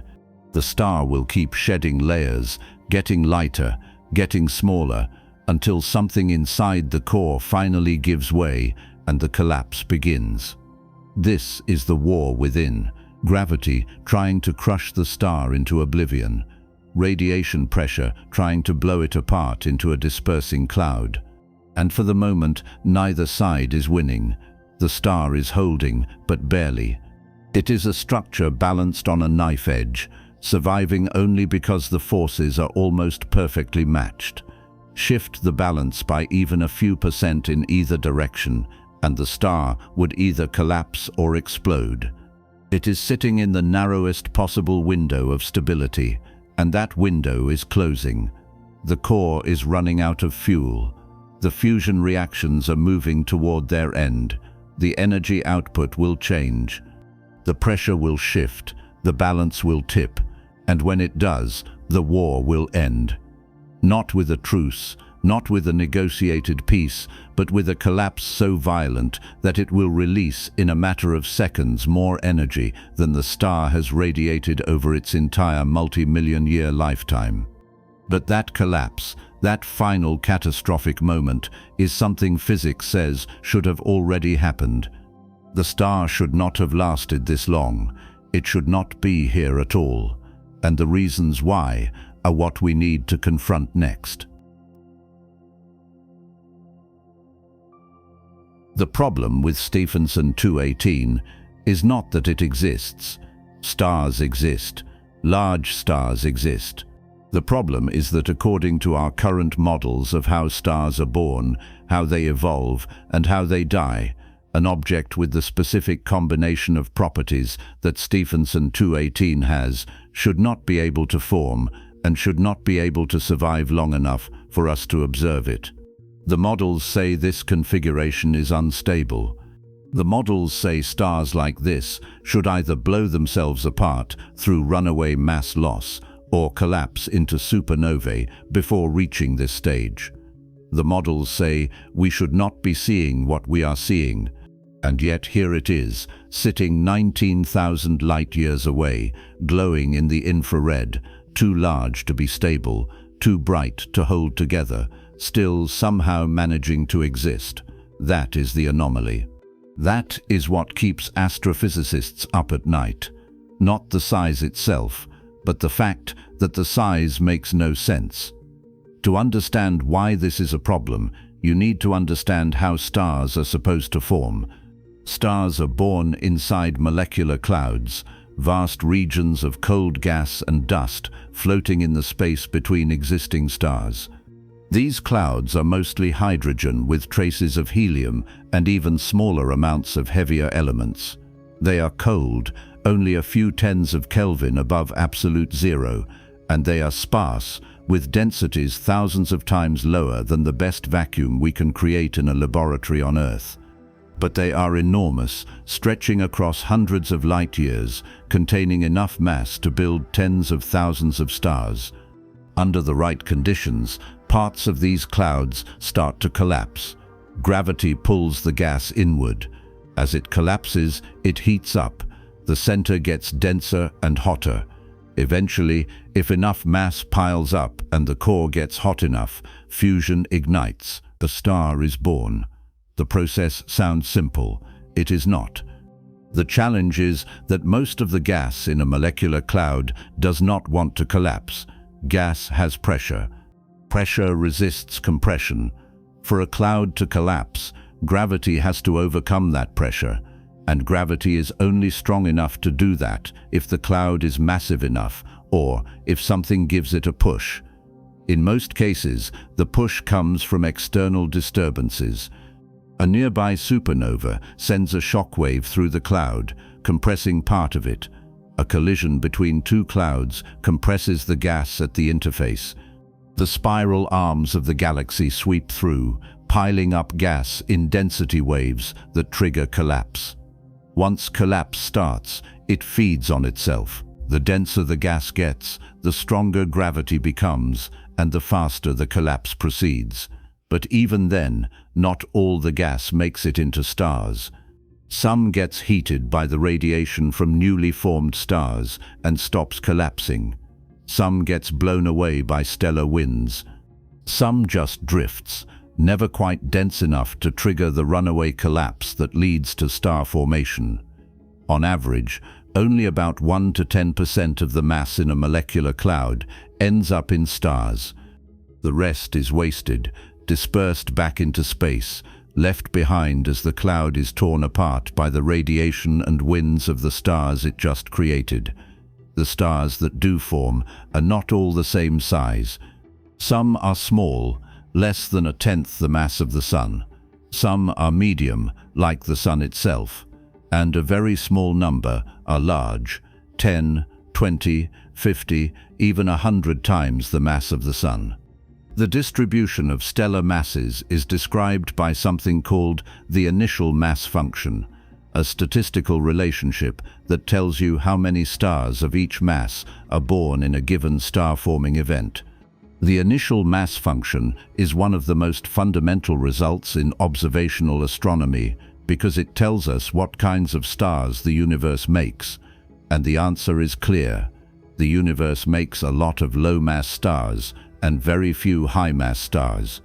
For every star with 10 times the mass of the Sun, there are hundreds of Sun-like stars.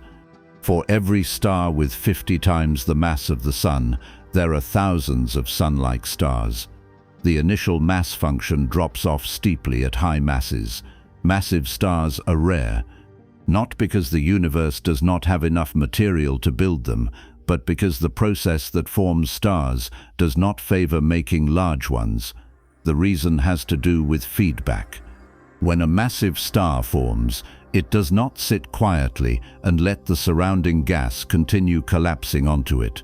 It lights up. It starts radiating enormous amounts of energy. That energy heats the surrounding gas, increasing the pressure, which resists further collapse. The radiation also exerts pressure directly on the gas, pushing it away. The more massive the star gets, the more luminous it becomes, and the stronger this feedback gets.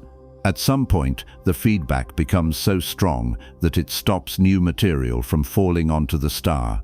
The accretion shuts off. The star stops growing. This sets a natural upper limit on how massive a star can get.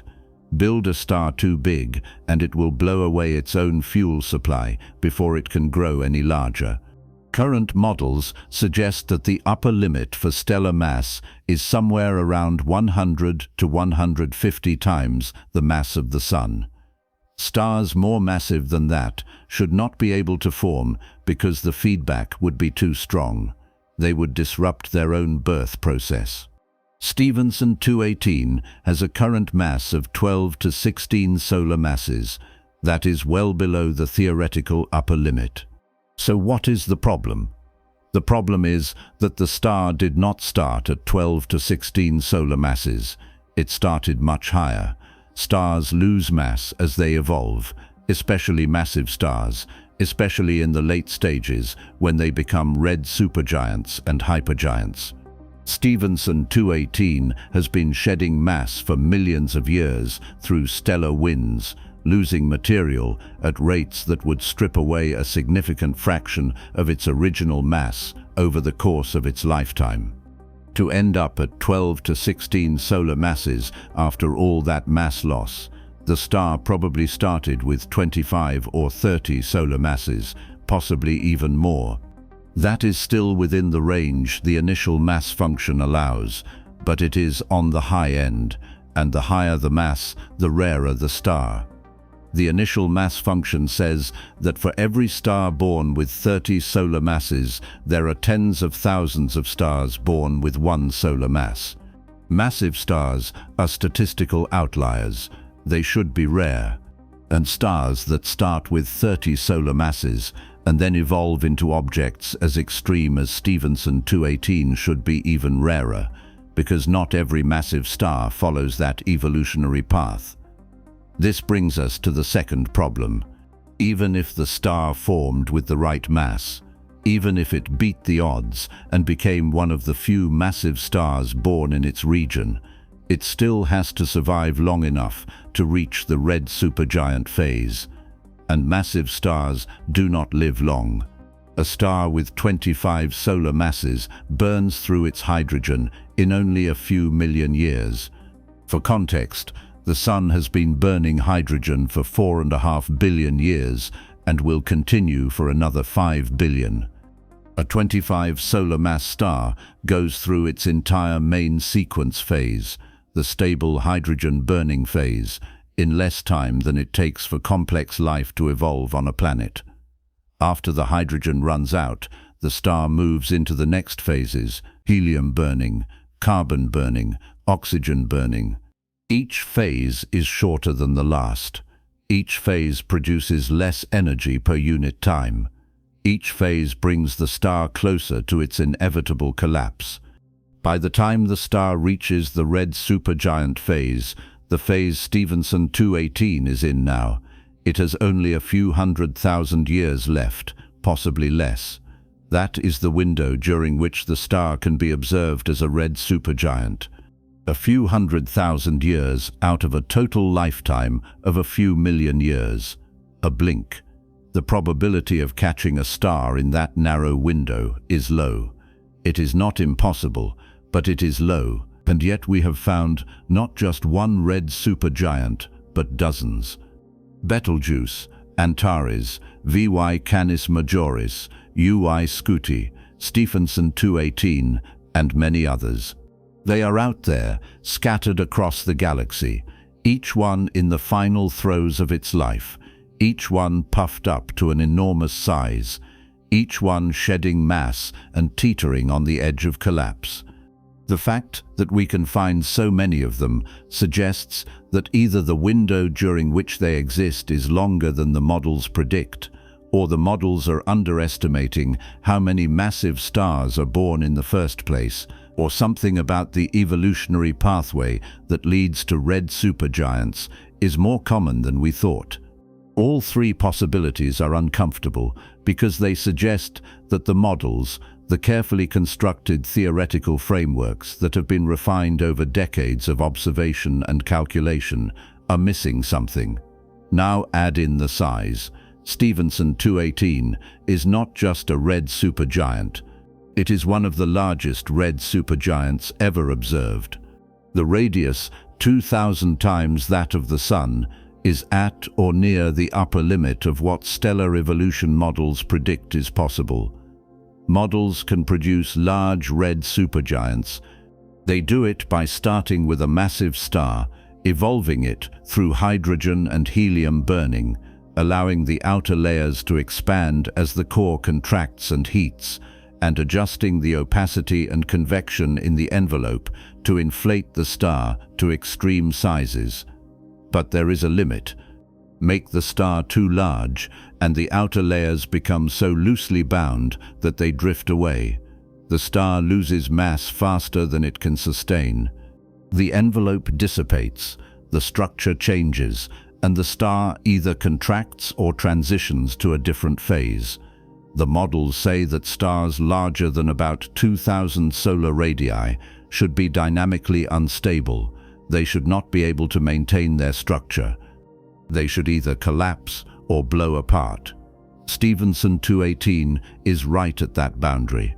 Some estimates put it at 2,100 solar radii, slightly above the theoretical limit. Other estimates, accounting for uncertainties in distance and luminosity, put it closer to 2,000, right at the edge. Either way, it is too close to the limit to be comfortable. It is like finding a skyscraper that is taller than the maximum height the engineers said was possible, given the strength of the materials and the load-bearing capacity of the foundation. The skyscraper is standing. It exists.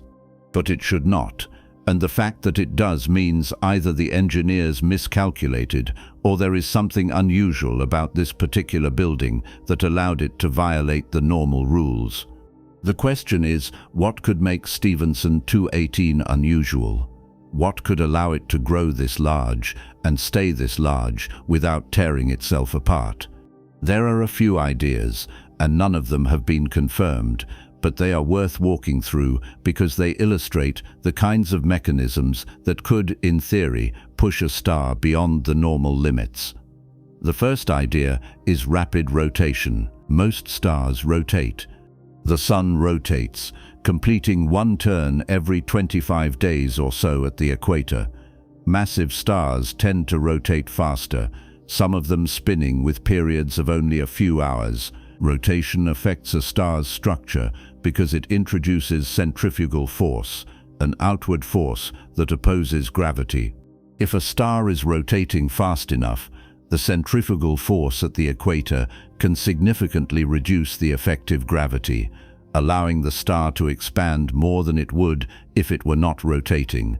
The faster the rotation, the more pronounced the effect. In extreme cases, a rapidly rotating star can become oblate, flattened at the poles, and bulging at the equator, with the equatorial radius significantly larger than the polar radius.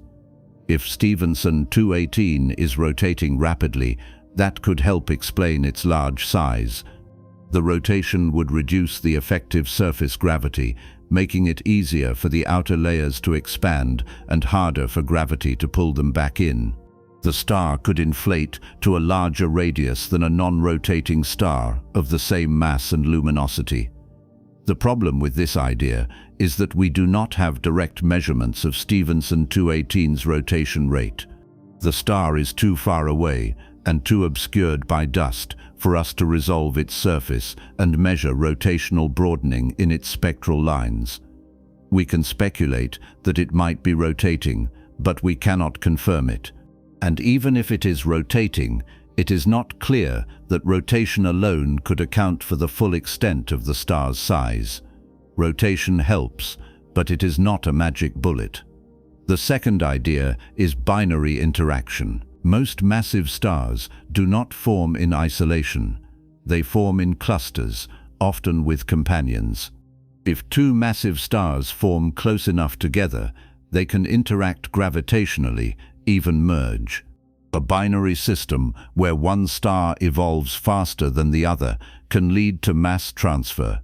The more evolved star expands, its outer layers spill over onto the companion, and the companion gains mass. If the mass transfer is stable, You end up with a binary system where one star is more massive than it started and the other is less massive. If the mass transfer is unstable, the two stars can spiral inward and merge, creating a single star with unusual properties. A merger product would have more mass than a typical single star, and it would also have unusual internal structure because the merger process mixes material from both stars, disrupting the normal layering of elements. The mixed-up interior could affect the star's evolution, possibly allowing it to expand to a larger size than a normal star of the same total mass. Could Stephenson 218 be a merger product? Maybe. There is no direct evidence for it, but absence of evidence is not evidence of absence. If the merger happened millions of years ago, the resulting star would have had time to settle into a quasi-stable configuration, and we would have no way of knowing from a distance that it was not a normal single star. The only clues would come from detailed modeling of the star's internal structure, comparing its observed properties to what the models predict for single stars and for merger products. That kind of modeling requires precise measurements of the star's mass, radius, luminosity, and surface composition. And for a star as distant and obscured as Stephenson 218, those measurements are hard to come by. We are left with speculation, informed speculation, grounded in what we know about binary evolution, but speculation nonetheless. The third idea involves strong internal mixing. In a normal star, the fusion products stay in the core. Hydrogen fuses into helium in the center. The helium accumulates, and eventually the core becomes a ball of helium surrounded by a shell of unburned hydrogen. When the hydrogen in the core is exhausted, the core contracts, heats up, and helium fusion begins. The process is orderly. The star burns its fuel in layers from the inside out, with each layer maintaining its chemical composition until fusion reaches it. But stars are not always orderly. Convection can mix material between layers. Rotation can stir the interior, dredging up fusion products from the core and mixing them into the envelope. Magnetic fields can drive instabilities that transport material vertically through the star. If a star experiences strong internal mixing, the fusion products do not stay confined to the core. They get spread throughout the star, altering the chemical composition of the envelope. This changes the opacity, which changes how radiation is transported, which changes the star's structure. A star with a heavily mixed interior can evolve differently from a star with a standard layered structure. It might expand more or less, or follow a completely different evolutionary track. We do not know if Stephenson 218 has undergone strong internal mixing. We do not have spectroscopic measurements detailed enough to tell us the chemical composition of its envelope with the precision needed to detect mixing signatures. We know it is a red supergiant. We know it is large. We know it is shedding mass. But the fine details of its interior structure are hidden from us. The star is a black box. We can measure what goes in, mass and energy, and what comes out, light and wind. But the machinery inside is opaque. We build models to try to reproduce the observed properties, and we hope that the models are capturing the essential physics. But we cannot open the star up and check. We are stuck on the outside, making educated guesses. The fact that we have to invoke these exotic mechanisms, rapid rotation, binary mergers, strong mixing, to explain how a star like Stephenson 218 could exist, is itself a sign that the star is at the edge of what the standard models allow. If the star could be explained by normal single-star evolution with no special circumstances, we would not need the exotic ideas. The models would just produce a star like this naturally, and we would move on, but they do not. The standard models struggle. They can get close, but they cannot quite reproduce an object this large without making assumptions that push the boundaries of what we think is plausible. And that means either the models are incomplete, missing some piece of physics that would allow stars to grow larger than we currently think possible, or stars like Stephenson 218 are genuinely rare, statistical flukes that happen to sit in a narrow parameter space where the usual rules bend just enough to let them exist. There is another uncomfortable angle to this. The measurements themselves are uncertain. The distance to Stephenson 218 is uncertain by a factor that could be as high as 50%. That uncertainty feeds directly into the luminosity estimate, which feeds into the radius estimate.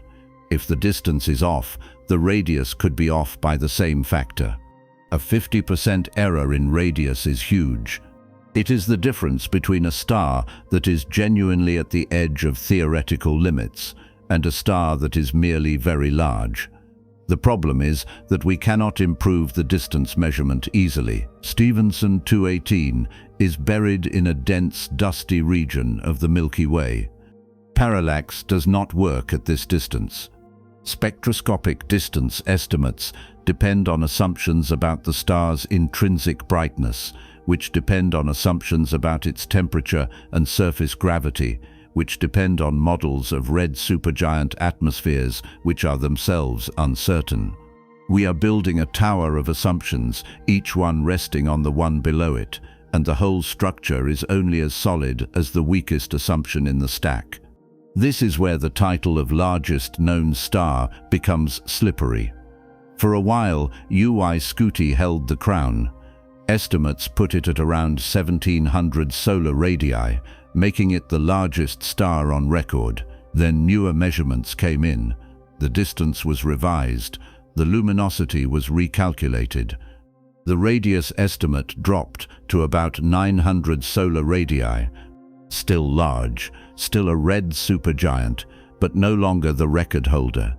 The title shifted to other candidates: VY Canis Majoris, Stephenson 218, WOHG 64, a red supergiant in the Large Magellanic Cloud with estimates around 1,500 solar radii. Each time, the title comes with a footnote. The measurements are uncertain. The true size could be larger or smaller. The ranking depends on which data set you trust and which model you use to convert the raw observations into a radius estimate. The concept of the largest known star is not as clean as the public presentations make it sound. It is a moving target, shifting with every new observation, every revised distance estimate, every updated atmospheric model. But the uncertainty does not make the problem go away. Even accounting for the error bars, Stephenson 218 is unquestionably large. Whether it is exactly 2,000 solar radii or 1,800 or 2,200, it is still enormous. It is still at the edge of what the models say should be possible. And the fact that we keep finding stars in this size range, stars like Scutum and VY Canis Majoris and WAHG 64, suggests that this is not a one-off fluke. There is a population of these objects. They are rare, yes, but they exist in numbers large enough that we can catalogue them, study them, and try to figure out what they are telling us about the limits of stellar structure. The models need to explain not just one anomalously large star, but a whole class of them. This is why impossible stars matter. Stephenson 218 is not just a curiosity, it is a test case. It is a data point sitting right at the boundary of what the models predict, and it is forcing us to ask whether the boundary is real or whether we drew it in the wrong place. Every time we find an object that should not exist according to the current models, we have three choices. We can assume the measurements are wrong and wait for better data. We can assume the object is a rare fluke, a 1 in a billion statistical accident that happened to land in the narrow parameter space where the rules break down. Or we can assume the models are incomplete and start looking for the missing physics. The history of astronomy is full of moments where the third option turned out to be the right one. Galaxies that were too faint to fit the models led to the discovery of dark matter. The accelerating expansion of the universe, which violated every prediction, led to the concept of dark energy. Stars that burned longer than they should have led to revisions in our understanding of stellar nucleosynthesis. Objects that should not exist have a way of pointing us toward gaps in our knowledge. Stephenson 218 is one of those pointers. It is sitting out there, 19,000 light-years away, glowing in the infrared, too large to be stable, too bright to hold together, somehow still managing to exist. It is a challenge. Not a middle finger to physics, but a quiet, insistent reminder that the universe is more complicated than the equations we use to describe it. The models are good. They work most of the time. They predict the properties of most stars with impressive accuracy. But at the extremes, at the edges where gravity and radiation pressure and mass loss and instability all converge, the models start to struggle. They can tell us what should happen, but they cannot always tell us what will happen when the star sits right at the threshold.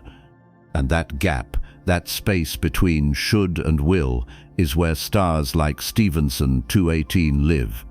The fact that we do not fully understand why this star exists does not mean we are clueless. We have ideas, we have mechanisms that could push a star beyond the normal limits. Rotation, mixing, binary interaction, unusually low metallicity affecting opacity, variations in the mass loss history that change the envelope structure. We know enough to sketch out possible explanations, to build models that come close, to propose observations that could test the ideas. What we do not have is certainty. We do not have a clean answer that wraps everything up and explains why Stephenson 218 is the way it is. We have a list of possibilities, each one plausible, none of them confirmed. And until we get better data, higher resolution spectra, more precise distance measurements, direct imaging that can resolve the star's surface and measure its rotation, we are stuck in the uncomfortable position of knowing that the star exists and not being entirely sure why. That uncertainty is not a failure, it is where science lives. The clean answers, the facts everyone agrees on, those are the end products of decades of work, the settled questions that get written into textbooks and taught to undergraduates. The messy questions, the ones where the data do not quite fit and the models do not quite work, and the experts argue about what it all means, those are the live questions. Those are the places where new discoveries happen. Stephenson 218 is a live question. It exists. We can measure it, photograph it, study its spectrum, watch its light curve change over time, but we do not fully understand it. And the gap between what we observe and what we can explain is where the next generation of models will come from. The models that account for rotation more carefully. The models that include binary interactions as a standard feature rather than an afterthought. The models that treat mass loss not as a side effect, but as a core part of the evolutionary process. Those models will be better. They will explain Stephenson 218 and stars like it. They will push the boundary of what we think is possible a little further out. And when they do, we will probably find something else sitting just past the new boundary. Another object that should not exist. Another anomaly that forces us to refine the models again. That is how the process works. The universe does not care about our theories. It does what it does. Our job is to watch, measure, and try to understand. And when we find something that does not fit, we do not throw out the models entirely. We adjust them. We add new terms, new mechanisms, new physics. We make them more accurate, more complete, more capable of explaining the full range of what the universe actually contains. Stephenson 218 is one of the things pushing that process forward. It is a star that should not exist, according to the models we had a decade ago. It does exist, so the models are changing. Slowly, carefully, but changing. And when the new models are ready, when they can finally account for objects like this without invoking exotic assumptions, we will look back and realize that stars like Stephenson 218 were not impossible at all. They were just sitting in a part of parameter space we had not explored carefully enough yet. The physics was always there. We just had not learned to see it. Right now, deep in the core of this impossible star, fusion is still happening. The core is still burning, still generating energy, still holding off the collapse. But the fuel is running low, the clock is ticking. And when the core finally exhausts its last reserves, when there is nothing left to fuse, when the pressure drops and gravity wins, the collapse will be swift and catastrophic. The core will implode. The outer layers will follow. And in that collapse, in the violence of the star's death, something extraordinary will happen. Not destruction alone, but creation. The forging of elements that do not exist anywhere else. The seeding of the galaxy with the raw material for the next generation of stars, planets, and everything that depends on them. Stars do not die quietly, not massive ones.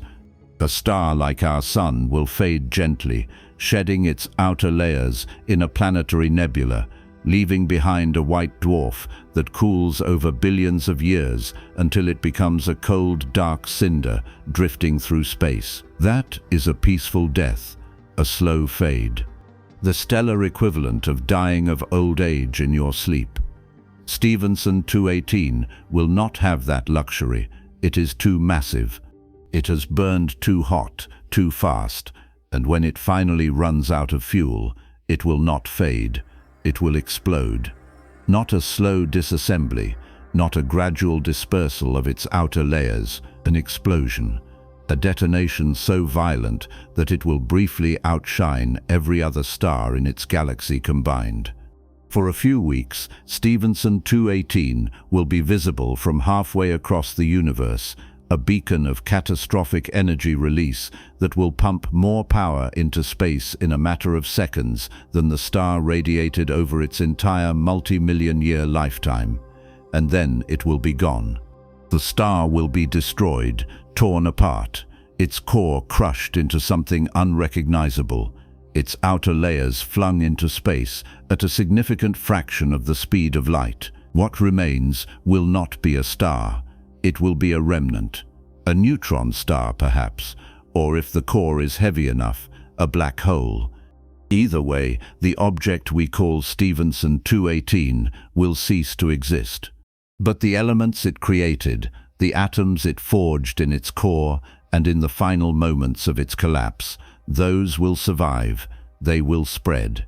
They will drift through the galaxy for millions of years, mixing with clouds of hydrogen and helium, enriching the interstellar medium, waiting for the next generation of stars to form.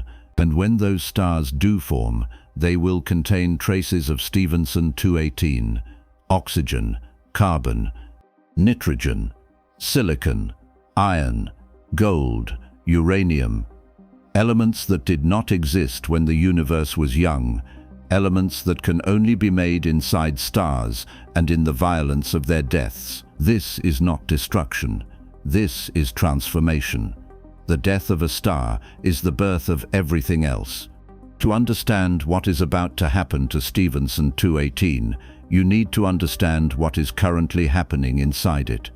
Right now, the core is fusing something. Probably not hydrogen that ran out millions of years ago. Probably not helium.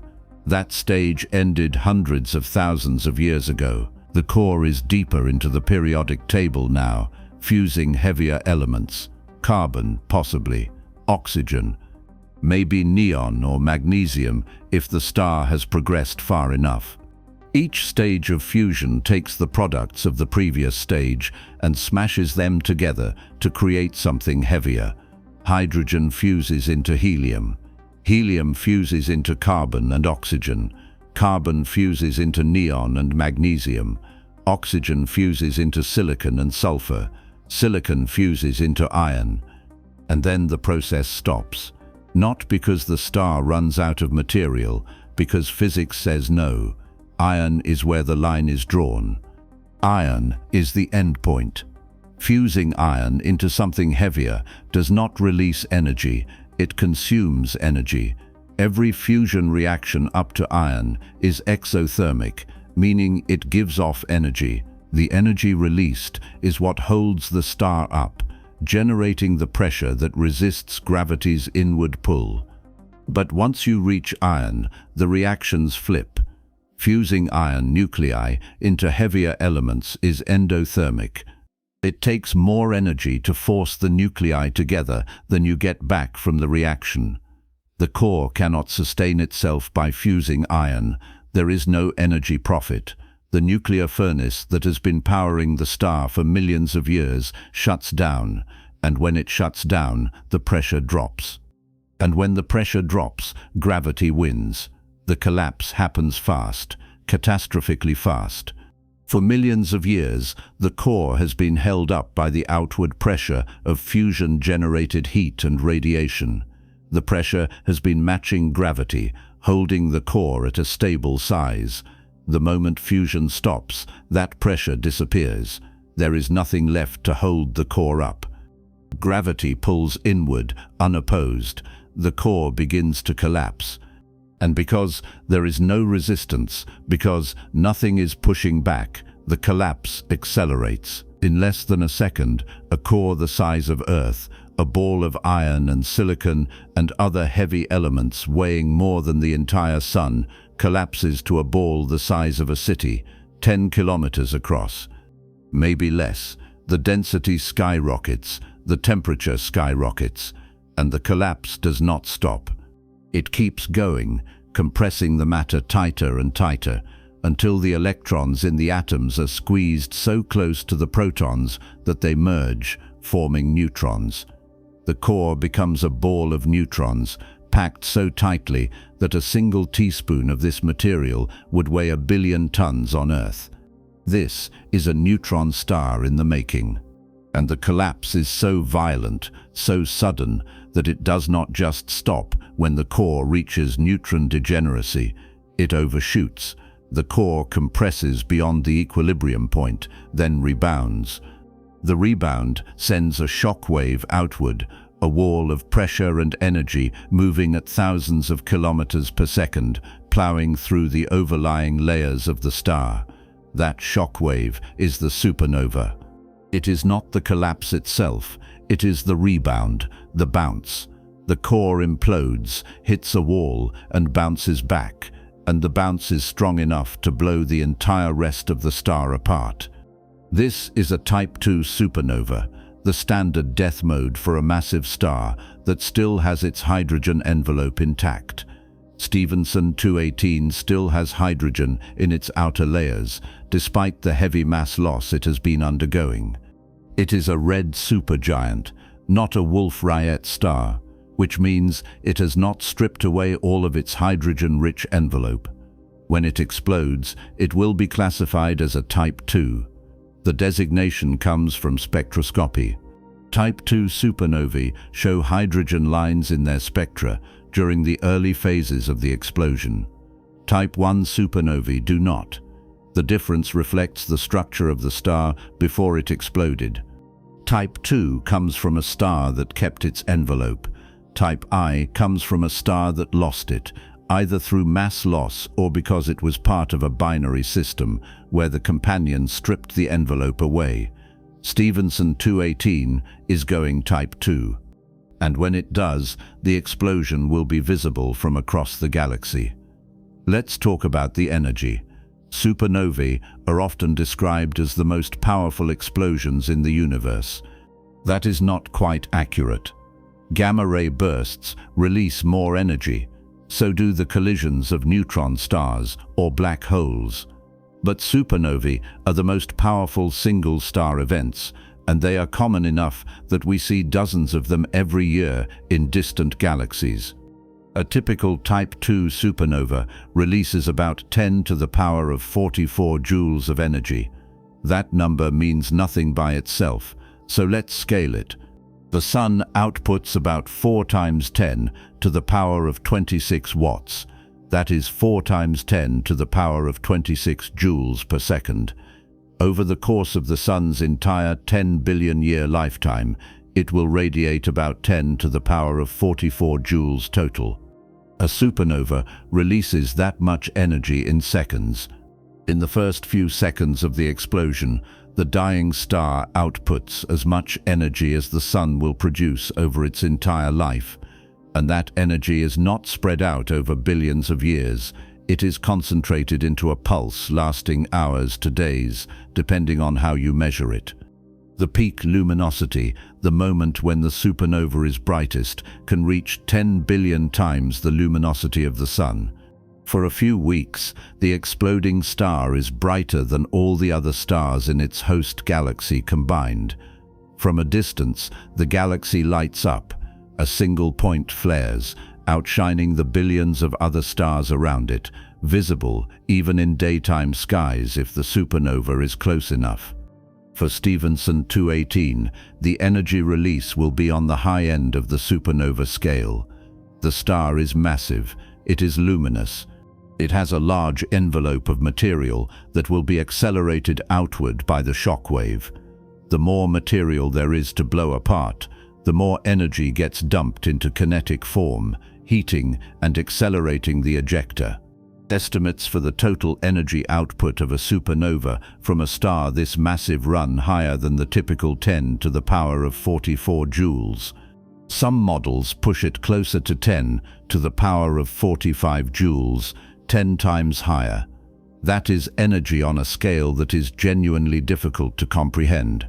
If you could somehow capture the energy from Stephenson 218 supernova and convert it into electricity, you could power every device on Earth, every city, every factory, every car, every computer for billions of years, tens of billions of years. The explosion releases enough energy to vaporize planets, sterilize entire star systems, and send shock waves rippling through the interstellar medium for thousands of light years. And most of that energy does not even go into light. Most of it goes into neutrinos, ghostly particles that barely interact with matter, streaming outward from the collapsing core at nearly the speed of light, carrying away the gravitational binding energy that was released when the core imploded. For every photon the supernova produces, there are billions of neutrinos. They pass through the exploding star, through the interstellar gas, through entire planets and stars, almost never interacting with anything. If Stephenson 218 exploded today, 19,000 years from now, when the light finally reached Earth, we would also be bathed in a flood of neutrinos. Trillions of them would pass through your body every second for weeks. You would not feel a thing. They would go right through you, through the Earth, out the other side, continuing their journey into deep space. Only a handful would interact with anything along the way, and those interactions would be detected by neutrino observatories buried deep underground, shielded from every other kind of radiation, watching for the faint flicker of a neutrino collision. The light we would see, the visible explosion, is actually a secondary effect. The shock wave from the core bounce rips through the star's outer layers, heating them to tens of thousands of Kelvin, ionizing the gas, accelerating it outward. The gas glows, initially in the ultraviolet and X-ray, too energetic for our eyes to see. But as the ejector expands and cools, the peak of the emission shifts to visible wavelengths. The supernova brightens in optical light, reaching its peak luminosity a few days to a few weeks after the initial explosion, depending on the details of the star's structure and how much material was in the envelope. The light curve, the graph of brightness over time, shows a rapid rise to peak, then a slower decline over weeks and months as the ejector continues to expand and cool. The decline is powered partly by the expansion itself and partly by the decay of radioactive isotopes created in the explosion. Nickel-56, cobalt-56, and other unstable nuclei formed in the intense heat and pressure of the shockwave decay over weeks and months, releasing energy that keeps the ejector glowing long after the initial explosion has passed. The light we see from a supernova months after it exploded is literally the glow of radioactive decay, the dying embers of nuclear reactions that happened in the star's final moments. But the light, as spectacular as it is not the most important part. The most important part is what the explosion does to the periodic table. During the life of the star, fusion in the core built elements up to iron, hydrogen to helium, helium to carbon and oxygen, carbon to neon and magnesium, oxygen to silicon and sulfur, silicon to iron. Each step moved up the periodic table, adding protons and neutrons, creating heavier nuclei. But fusion stops at iron. The core filled up with iron, and the fusion stopped, and the core collapsed. That means everything heavier than iron, everything from cobalt and nickel and copper all the way up to gold and platinum and uranium, cannot be made by normal stellar fusion. You cannot fuse iron in the core of a star and get energy out. It does not work. So where do the heavy elements come from? They come from supernovae. They come from the violence of the explosion, from the extreme conditions in the collapsing core and the expanding shockwave, conditions so extreme that nuclear reactions can happen that would never occur anywhere else. The process is called supernova nucleosynthesis, and it is one of the most important mechanisms in the universe for creating the diversity of elements we see around us. When the shockwave from the core bounce plows through the outer layers of the star, it heats the gas to billions of Kelvin. At those temperatures, with densities that are still extremely high, neutrons are flying around everywhere.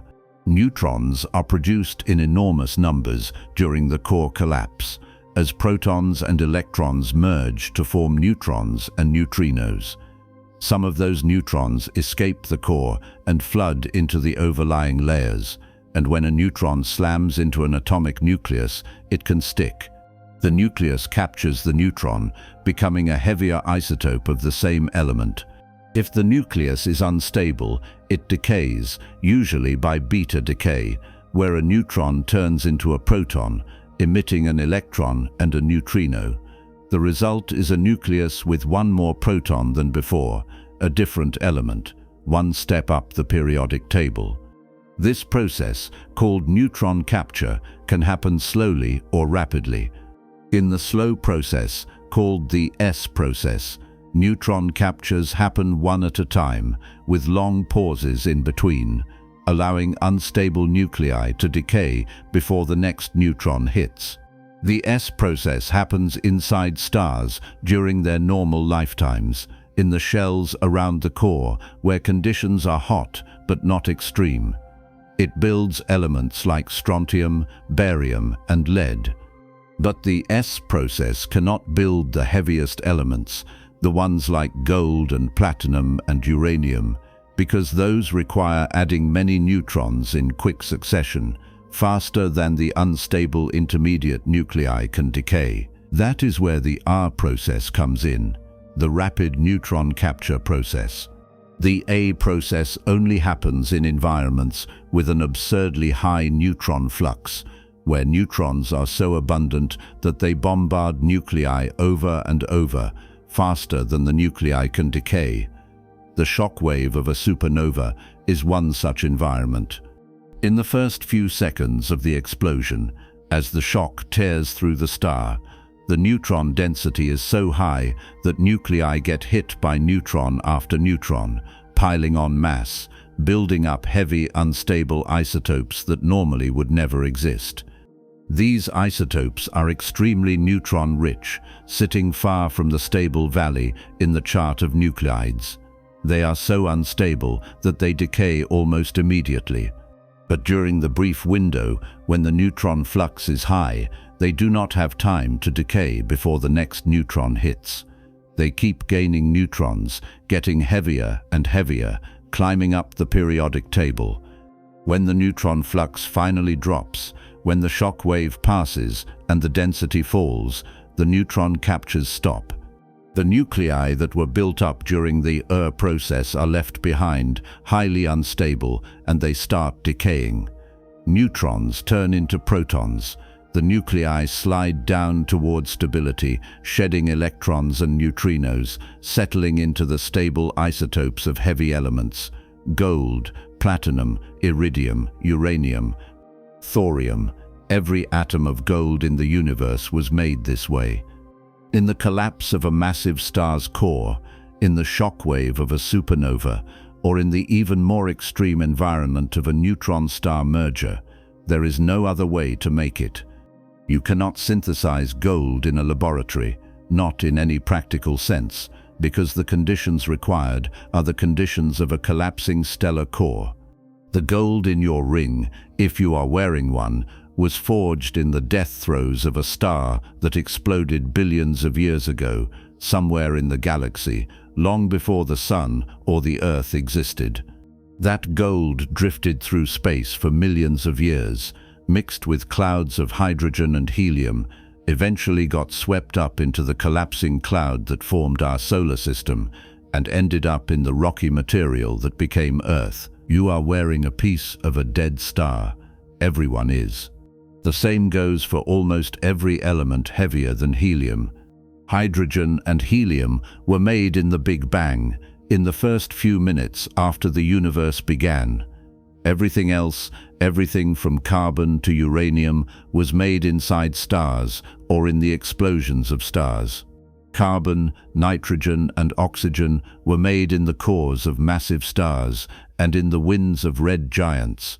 Silicon, sulfur, and iron were made in the final stages of massive star fusion, in the shells around the core just before collapse. Everything heavier than iron was made in supernovae or neutron star mergers. The atoms in your body, the oxygen you breathe, the calcium in your bones, the iron in your blood, the phosphorus in your DNA, all of it came from stars. You are not made of stardust in some poetic, metaphorical sense. You are literally made of stardust. The atoms that make up your body were synthesized in the cores of stars that died before the sun was born, scattered into space in supernova explosions, drifted through the galaxy, mixed with other material, and eventually coalesced into a planet where, billions of years later, those atoms got incorporated into living organisms. The story of how you got here is the story of stellar nuclear synthesis. It is the story of how the universe went from hydrogen and helium to everything else. And it is a story that depends, critically, on stars dying. For Stephenson 218, the explosion will scatter an enormous amount of material into space. The star's envelope, the vast extended atmosphere that makes up most of its volume, weighs several solar masses. When the shock wave hits, that entire envelope will be accelerated outward, reaching speeds of thousands to tens of thousands of kilometers per second. The gas will plow into the surrounding interstellar medium, sweeping up hydrogen and helium, compressing it, heating it, creating a shell of glowing hot gas that expands outward for thousands of years. Eventually, tens of thousands of years after the explosion, the expanding shell will slow down, cool off, and merge with the ambient gas. The material will disperse. The heavy elements forged in the star's core and in the explosion will mix with the interstellar medium, enriching it. Future generations of stars that form from that enriched gas will contain higher fractions of heavy elements. Their planets will be rockier, richer in metals, more capable of supporting complex chemistry. Life, if it arises, will have access to a wider variety of elements to build with: carbon for organic molecules, oxygen for water and oxidation reactions, nitrogen for amino acids, phosphorus for DNA and ATP, sulfur for proteins, iron for hemoglobin and enzymes. None of those elements existed in meaningful amounts in the early universe. They had to be made, they had to be forged in stars and scattered by supernovae. And every new generation of stars adds a little more, enriching the galaxy incrementally, building up the periodic table one supernova at a time. This process, the cycle of star formation, stellar evolution, supernova explosion, and re-enrichment of the interstellar medium, is called cosmic chemical evolution. It is the mechanism by which the universe goes from simple to complex. The early universe was almost entirely hydrogen and helium. Simple, boring, no chemistry to speak of beyond the simplest molecules. The first generation of stars, formed from that primordial gas, were metal-free. Astronomers call them population 3 stars, and we have never directly observed one.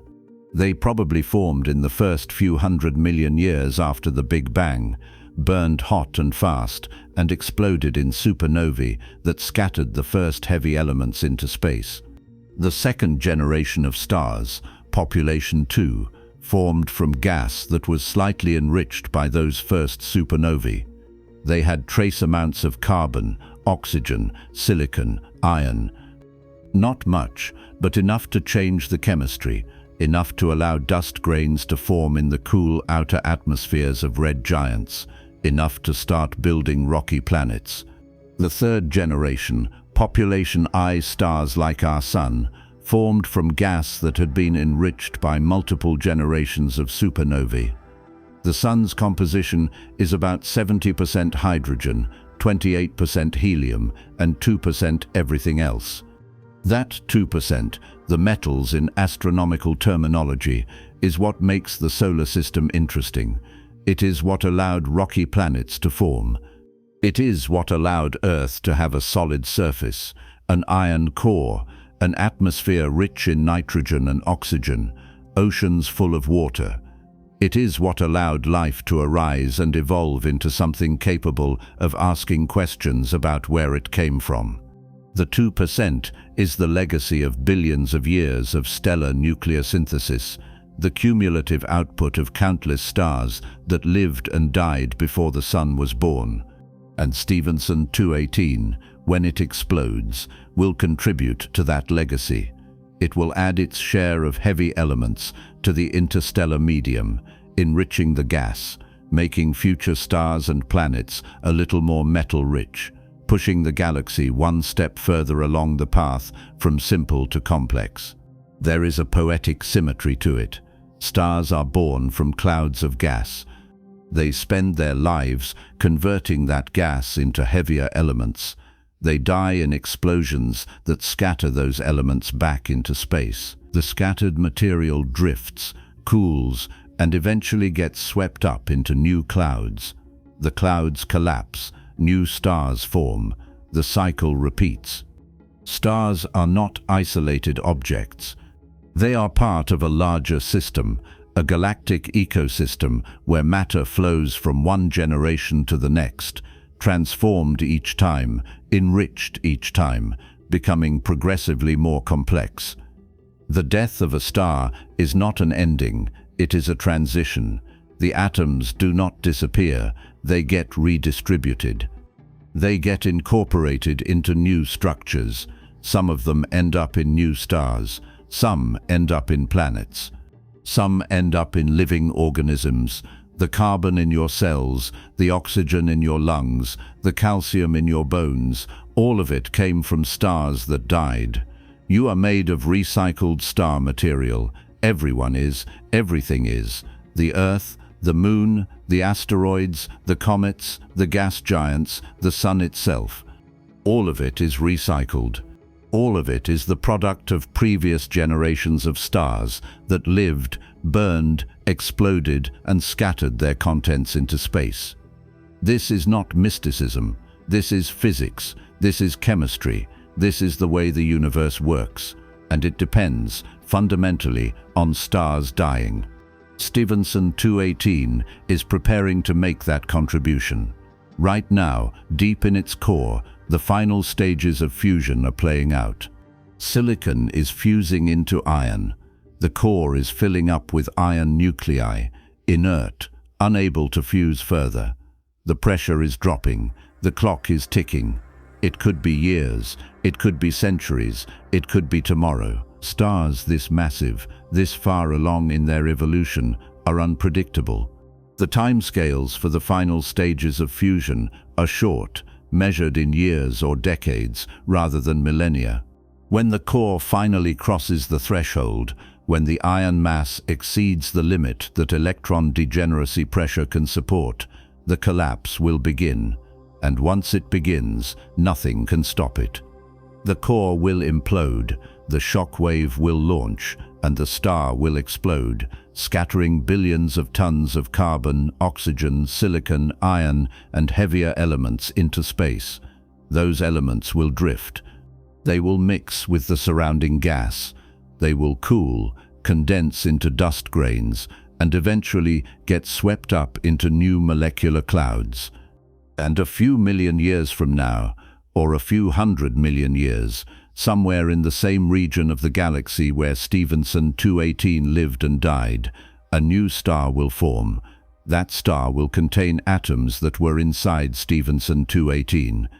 It will shine with light produced by fusion reactions, powered by the same fundamental physics that powered Stephenson 218.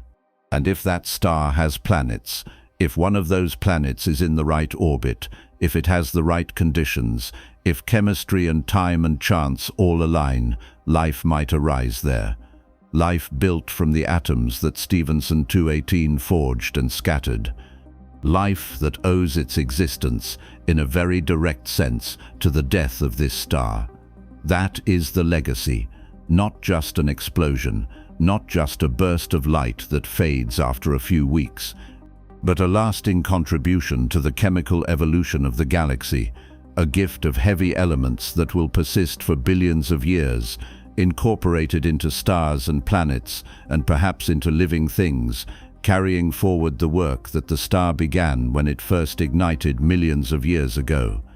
The star will die, but the atoms will live on, transformed, repurposed, woven into the fabric of the galaxy, part of an unbroken chain of matter and energy that stretches from the Big Bang to the present and will continue long after the last star has burned out.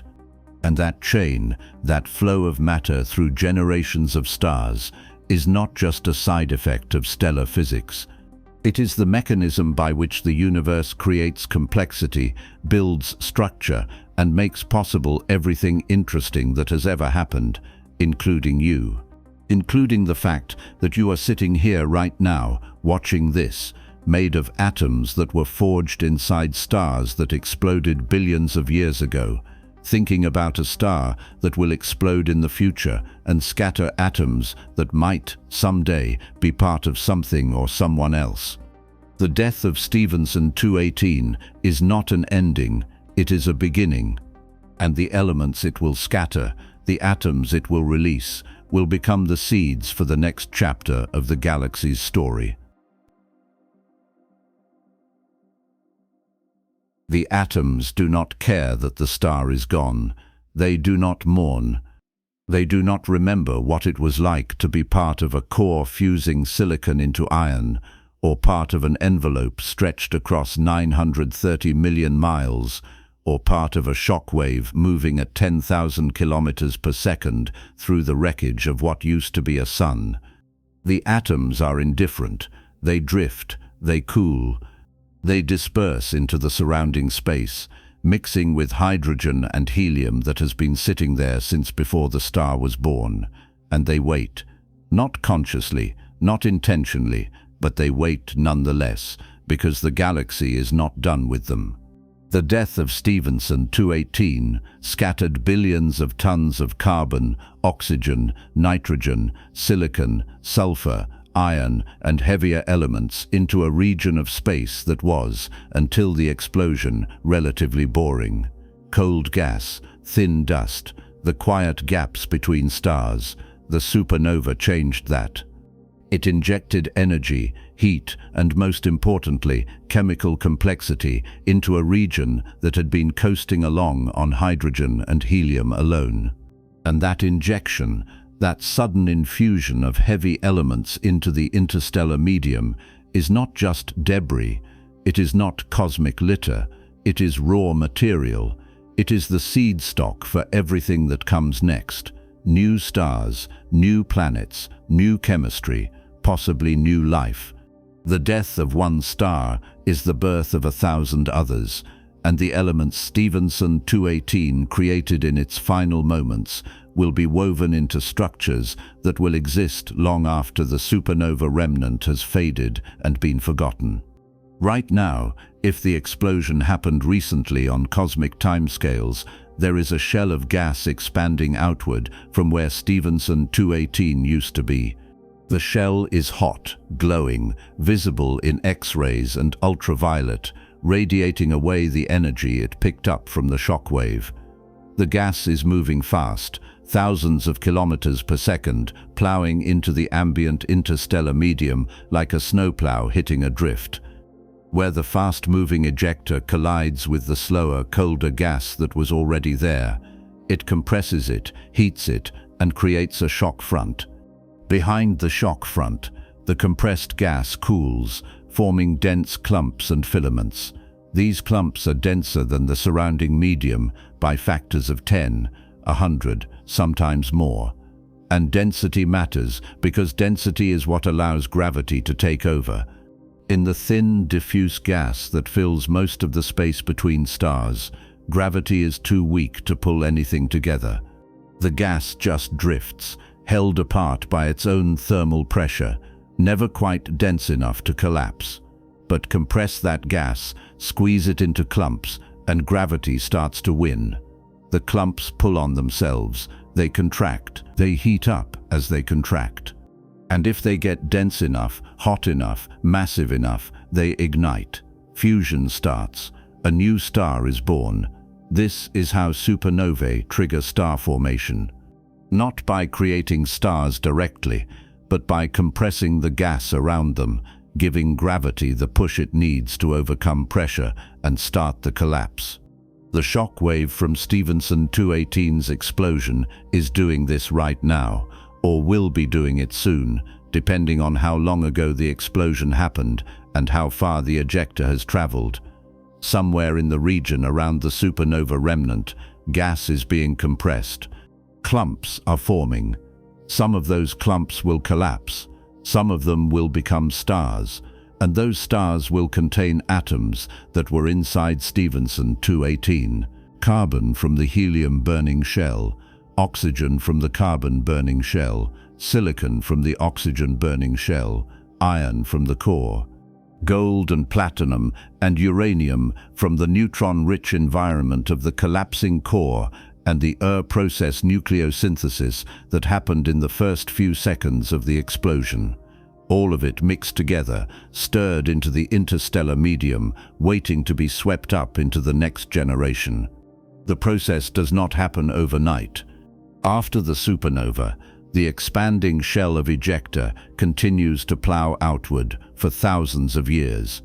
It sweeps up more and more of the surrounding gas, slowing down as it goes, cooling as it expands. Eventually, tens of thousands of years after the explosion, the shell has slowed enough that it merges with the ambient medium. The remnant becomes a faint, diffuse nebula, barely distinguishable from the background. The heavy elements are now mixed thoroughly with the hydrogen and helium. The enriched gas drifts.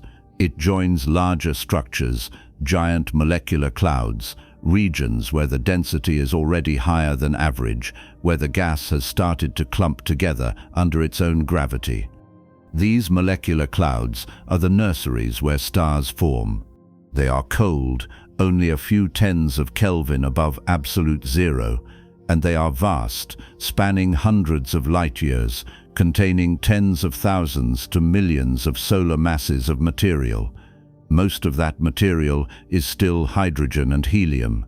The heavy elements, the metals in astronomical terms, make up only a small fraction of the total mass.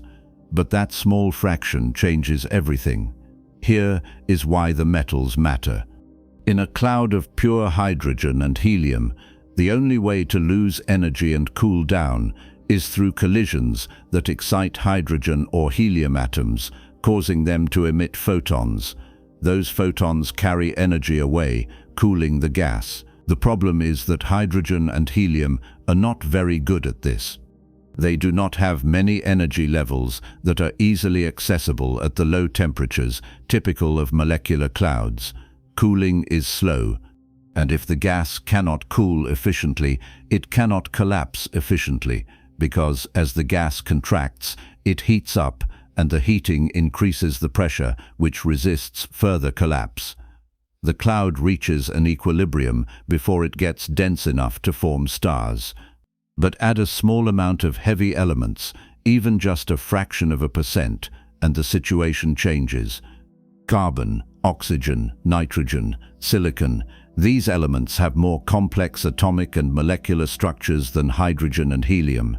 They have more energy levels. They can form molecules, carbon monoxide, water, ammonia, which have rich rotational and vibrational spectra. When these molecules collide with hydrogen molecules, they can absorb energy and then radiate it away as infrared photons. The gas cools more efficiently. The pressure drops. Gravity pulls harder. The collapse accelerates. The presence of heavy elements allows molecular clouds to cool, fragment, and collapse into stars far more easily than they could in a metal-free universe.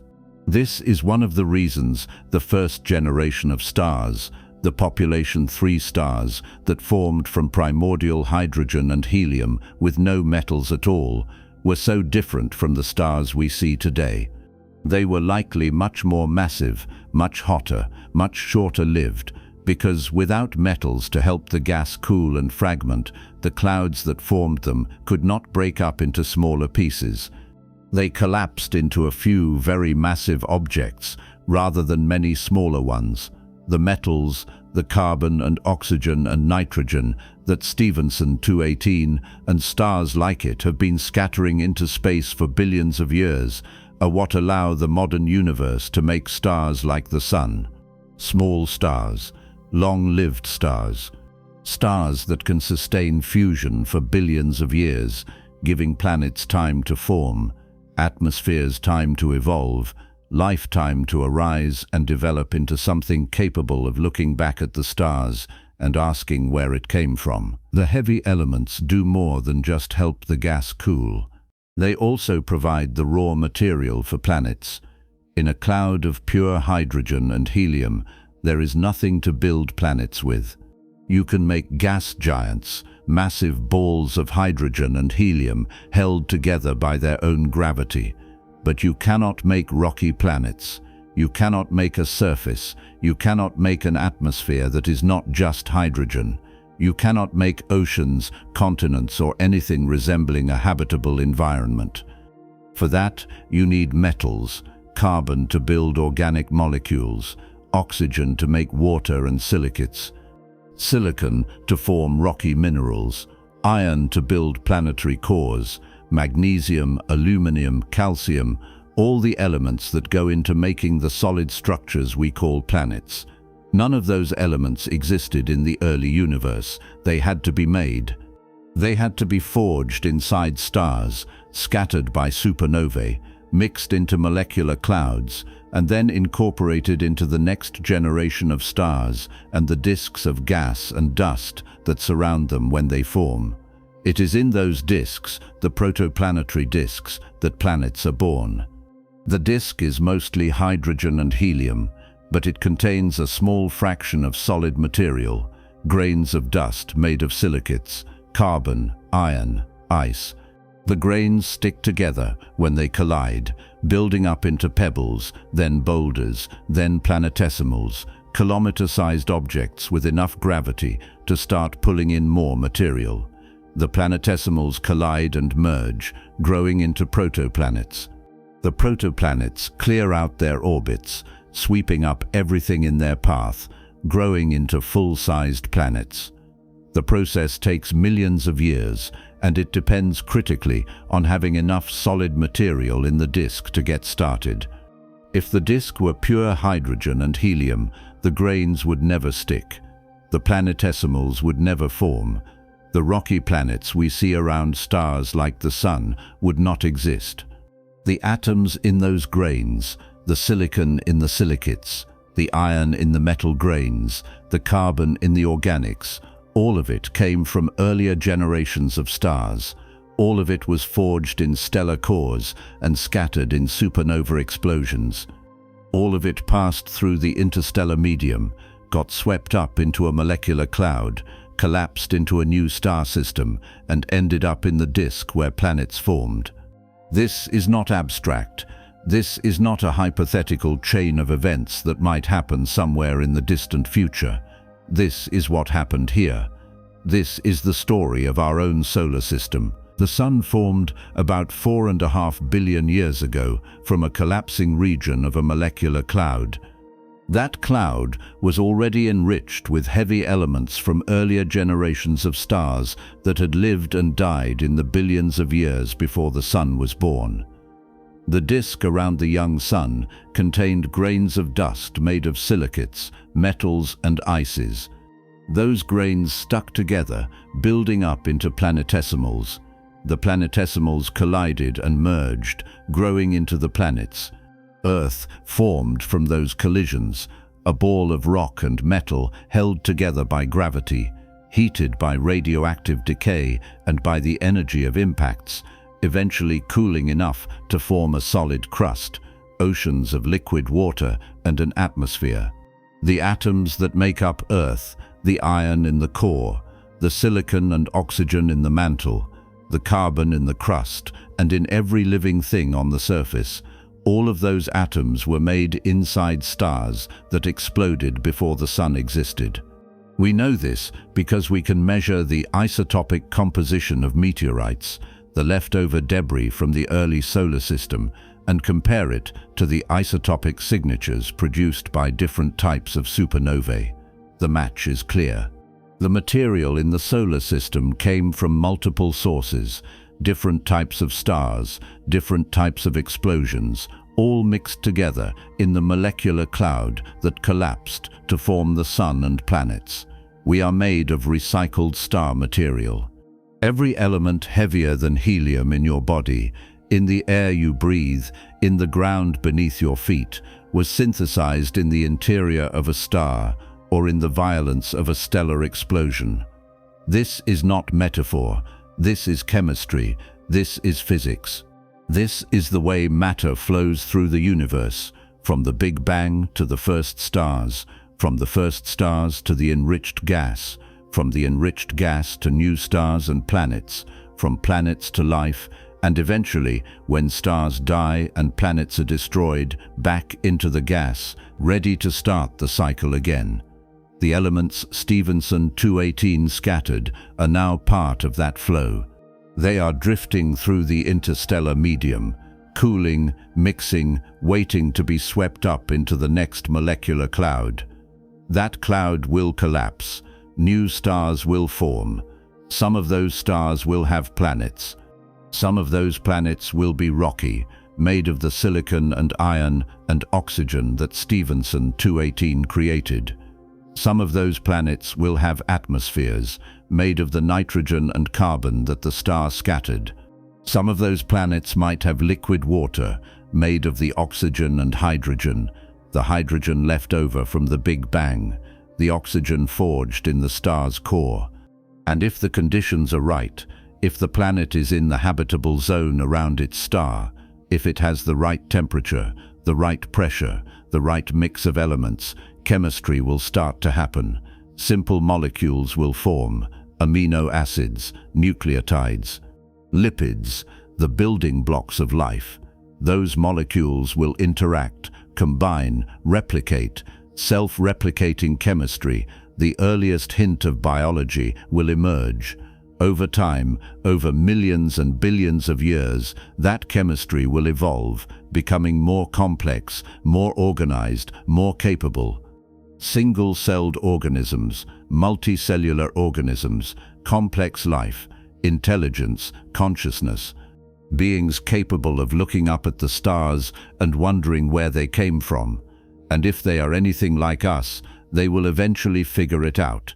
They will discover that the atoms in their bodies were made inside stars. They will trace the chain of nuclear synthesis from hydrogen to helium, from helium to carbon and oxygen, from carbon and oxygen to everything else. They will realize that they are not separate from the universe. They are part of it.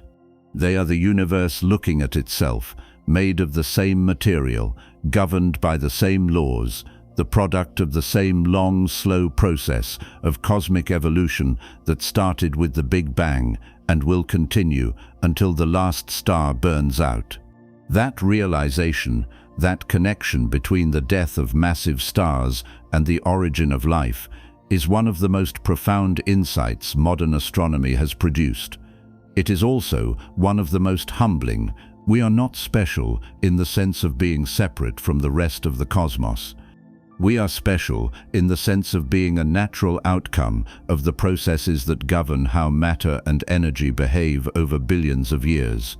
The carbon in your cells, the oxygen in your lungs, the calcium in your bones, the iron in your blood, all of it was made inside stars.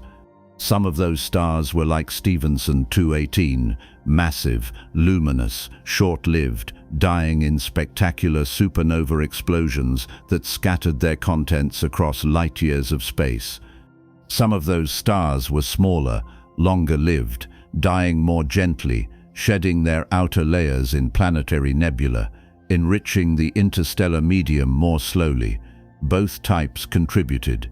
Both types are part of your lineage. You are the descendant of stars.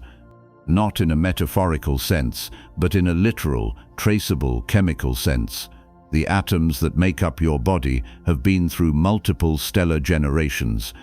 They have been fused in stellar cores, scattered in explosions, mixed in molecular clouds, incorporated into new stars, blown away in winds, recombined in disks, condensed into planets, weathered into soil, taken up by plants, eaten by animals, and eventually assembled into the specific configuration that is you. And when you die, those atoms will not disappear.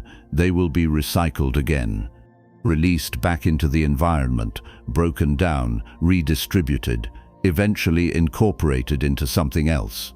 The cycle continues. The atoms persist. The flow of matter through the universe does not stop. Stephenson 218's contribution to this flow is not trivial. A star of that mass, dying in a supernova, scatters several solar masses of heavy elements into space. That is an enormous amount of material. Spread it out over the surrounding region, mix it with the ambient hydrogen and helium, and you have enough enriched gas to form hundreds, possibly thousands of new stars, each one containing traces of the element Stephenson 218 created. Some of those stars will be sun-like. Some will have planets. Some of those planets will be rocky. Some will be in the habitable zone. And the odds are non-zero that at least one of those planets will develop life. That life, if it arises, will owe its existence in part to Stephenson 218. The carbon in its organic molecules, the oxygen in its water, the iron in its proteins, all of it will have come from the star's death.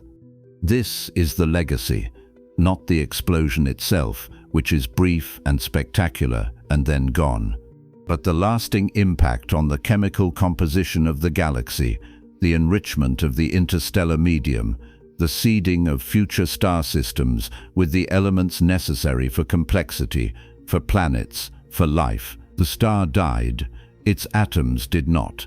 They were transformed, scattered, and will be reused over and over for billions of years, until the galaxy itself runs out of gas and stops making new stars, which will not happen for trillions of years, long after the sun has died, long after Earth has been consumed or ejected, long after the last remnants of human civilization, if any exist, have faded into the cosmic background.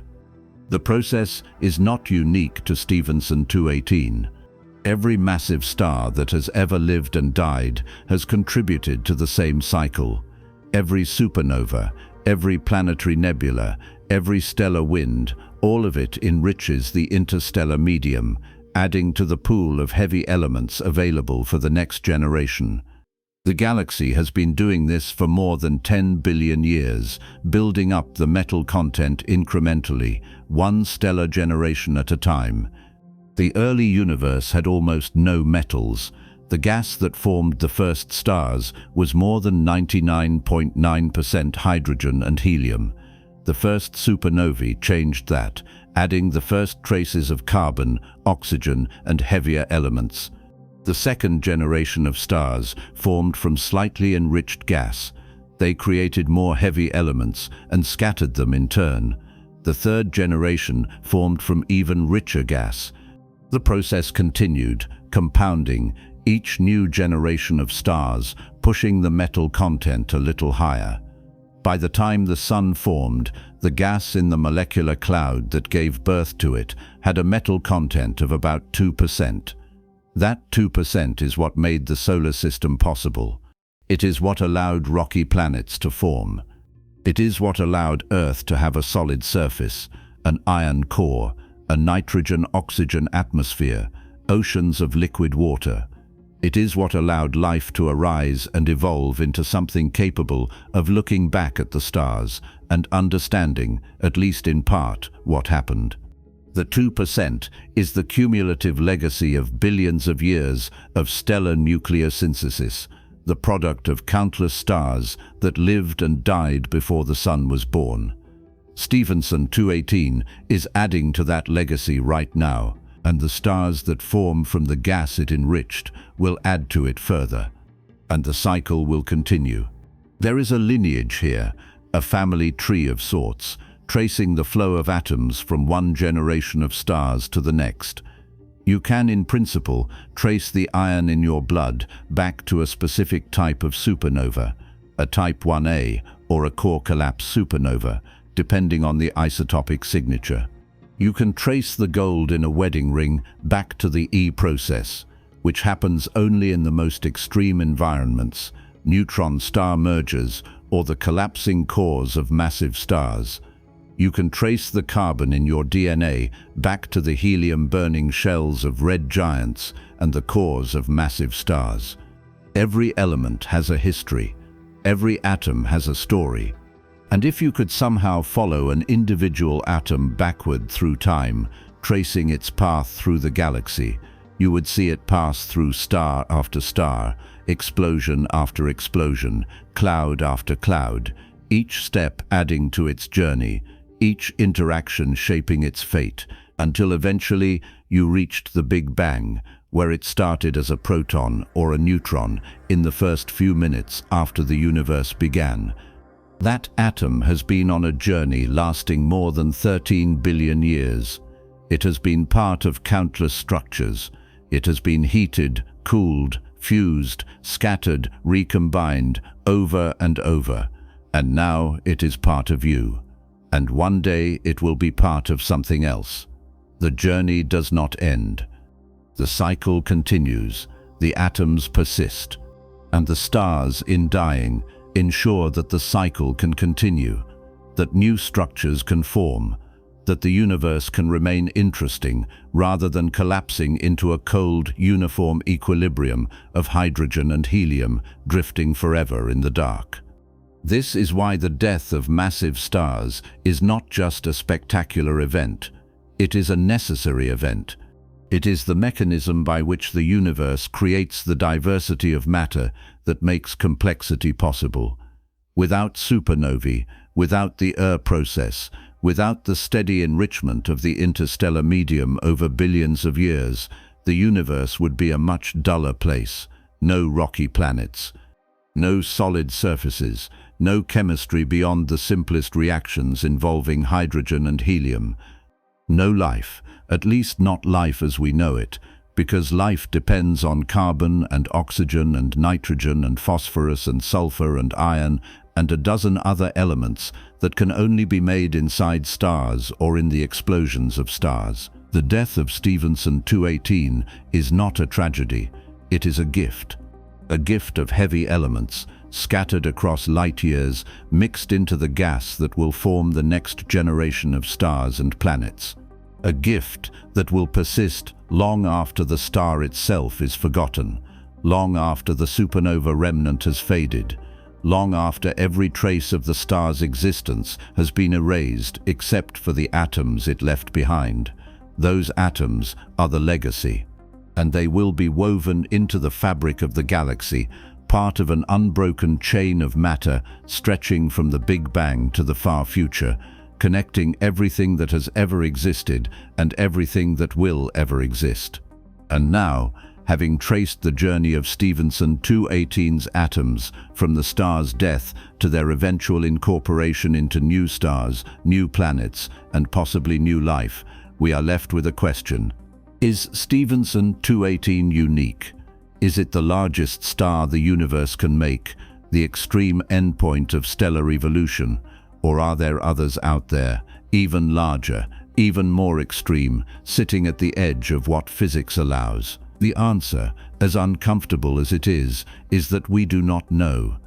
We have found a handful of stars in the same size range, objects like Uyoi Scuti and WAHG 64, each one pushing the boundaries of what the models say should be possible. But the galaxy is enormous. There are hundreds of billions of stars, most of them unseen, most of them uncatalogued, most of them sitting in regions so distant or so obscured by dust that we cannot observe them in any detail. The largest star in the universe is probably not one we have found yet. It is probably sitting out there, waiting, glowing in some distant molecular cloud, too far away or too hidden for us to detect. The hunt for the largest star is not over, it is just beginning. And the tools we have now, infrared telescopes, space-based observatories, spectroscopic surveys, are only starting to scratch the surface of what is out there. Every time we improve the instruments, every time we push the sensitivity a little higher, we find something new, something unexpected. Something that forces us to revise the models and redraw the boundaries of what we thought was possible. Stephenson 218 is one of those objects. It is a signpost pointing toward the extremes, and beyond it, somewhere in the dark, there are almost certainly others.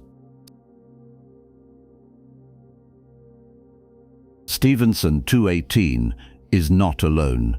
That is the first thing you need to understand when you try to wrap your head around what an object like this means. It is not a singular freak accident, a one-off glitch in the cosmic code that somehow slipped through the rules and assembled itself into a star that should not exist. It is part of a population. A small population, yes, a rare population, but a population nonetheless. There are other stars out there, scattered across the galaxy and beyond, that sit in the same extreme regime. Stars so large that they break intuition. Stars so luminous that they are tearing themselves apart. Stars so unstable that they could explode tomorrow or survive for another 10,000 years, and nobody can tell you which it will be. And every time we find one of these objects, every time we point a telescope at a distant patch of sky and resolve something that the models said should not be there, we are forced to adjust the boundaries of what we think is possible. The hunt for the largest star is not a vanity project. It is not a cosmic dick-measuring contest. It is a scientific process, a way of mapping the edges of stellar physics, of finding the places where the equations start to wobble and the assumptions start to crack. And the more of these extreme objects we find, the clearer it becomes that the edges are not where we thought they were. For a long time, the title of largest known star belonged to Scutum. Scutum is a red supergiant sitting about 9,500 light-years away, near the center of the Milky Way, in the constellation Scutum, the same constellation, incidentally, where Stephenson 218 lives. Scutum is a small, faint grouping of stars, not famous, not prominent, but it sits along the line of sight toward the galactic center, which means it is looking through some of the densest, dustiest, most crowded regions of the galaxy. And in those regions, you find massive star clusters, young stellar populations, and a disproportionate number of red supergiants. Scutum was first catalogued in the 19th century, but it was not until modern infrared surveys that astronomers realized just how large it was. Early estimates, based on observations from ground-based telescopes and the Hubble Space Telescope, put its radius at around 1,700 solar radii. Some estimates pushed it even higher, to 2,000 solar radii or more. For years, Scutum held the crown. It was the largest known star in the galaxy, possibly in the universe. Videos were made, articles were written, infographics showed the sun as a tiny dot next to a circle labeled Scutum that filled the entire screen. It became the standard example of just how absurdly large stars could get. If you replaced the sun with Scutum, the surface of the star would extend past the orbit of Jupiter. Saturn would be inside the photosphere. The entire inner solar system would be engulfed. Then the measurements got better. The European Space Agency's Gaia satellite, launched in 2013, began mapping the positions and distances of more than 1 billion stars in the Milky Way with unprecedented precision. Gaia does not take pictures. It does not resolve the surfaces of distant stars. What it does is measure parallax, the apparent shift in a star's position as Earth orbits the Sun. Parallax is one of the most direct ways to measure distance in astronomy, and Gaia's measurements are accurate to within a few millionths of an arcsecond for the brightest stars. When Gaia's data for Scutum came in, the distance estimate changed, not by a little, by a lot. The older distance estimates had placed the star farther away than it actually was. Farther distance means higher intrinsic luminosity for a given apparent brightness. Higher luminosity, combined with the star's cool temperature, had led to a larger radius estimate. When the distance was revised downward, the luminosity dropped. The radius estimate dropped with it. The new number, based on Gaia data and refined modeling, came in at around 900 solar radii. Still enormous, still a red supergiant, still one of the largest stars ever observed, but no longer the record holder. The crown shifted. The problem with crowning a largest known star is that the crown keeps moving. Distance measurements are uncertain, especially for objects buried in dusty regions of the galaxy, where extinction dims the light and reddens the spectrum. Luminosity estimates depend on distance. Radius estimates depend on luminosity. Temperature estimates depend on spectral models that are themselves uncertain for cool, extended atmospheres. Every link in the chain carries error bars, and those error bars compound. A 20% uncertainty in distance translates directly into a 20% uncertainty in radius. For a star like Scutum or Stephenson 218, that 20% uncertainty is the difference between being the largest known star and being merely very large. The title is not a fixed fact. It is a provisional claim based on the best available data, and the data keeps changing. Every new telescope, every new survey, every refined model shifts the numbers. What was the largest known star 5 years ago might not be the largest known star today. And what is the largest known star today might be dethroned tomorrow when a new distance measurement comes in, or when a previously overlooked object gets re-examined with better instruments. Right now, in early 2025, the leading candidates for largest known star include Stephenson 218, WOHG 64, and Westerland 126, among others. WOHG 64 is particularly interesting because it is not in the Milky Way. It sits in the Large Magellanic Cloud, a satellite galaxy orbiting our own, about 160,000 light-years away. The advantage of studying a star in the Large Magellanic Cloud is that the distance to the galaxy as a whole is well constrained. We know how far away the Large Magellanic Cloud is to within a few percent, which means we know how far away WOHG 64 is to within that same uncertainty. That removes one of the largest sources of error in the radius estimate. The star has been observed extensively in infrared and optical wavelengths, and the data consistently point to an object with a radius of around 1,500 solar radii, possibly higher depending on which atmospheric model you use. Some estimates push it closer to 1,700. If those numbers hold, WOHG 64 is a strong contender for the title, and the fact that it is in a different galaxy with a different star formation history and a different average metallicity suggests that the conditions that produce extreme red supergiants are not unique to the Milky Way. They are a general feature of how massive stars evolve in any environment where you have enough gas and enough time to form a population of high-mass objects. Westerland 126 is another candidate, this one back in the Milky Way.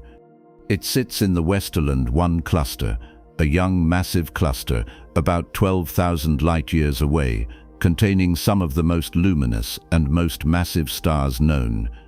The cluster is heavily obscured by dust, which is why it was not discovered until the 1960s, despite being relatively nearby by galactic standards. Westerland 126 is a red supergiant with a radius estimated at anywhere from 1,500 to 2,500 solar radii, depending on the source and the method. The wide range reflects the uncertainty in the measurements. The star is variable.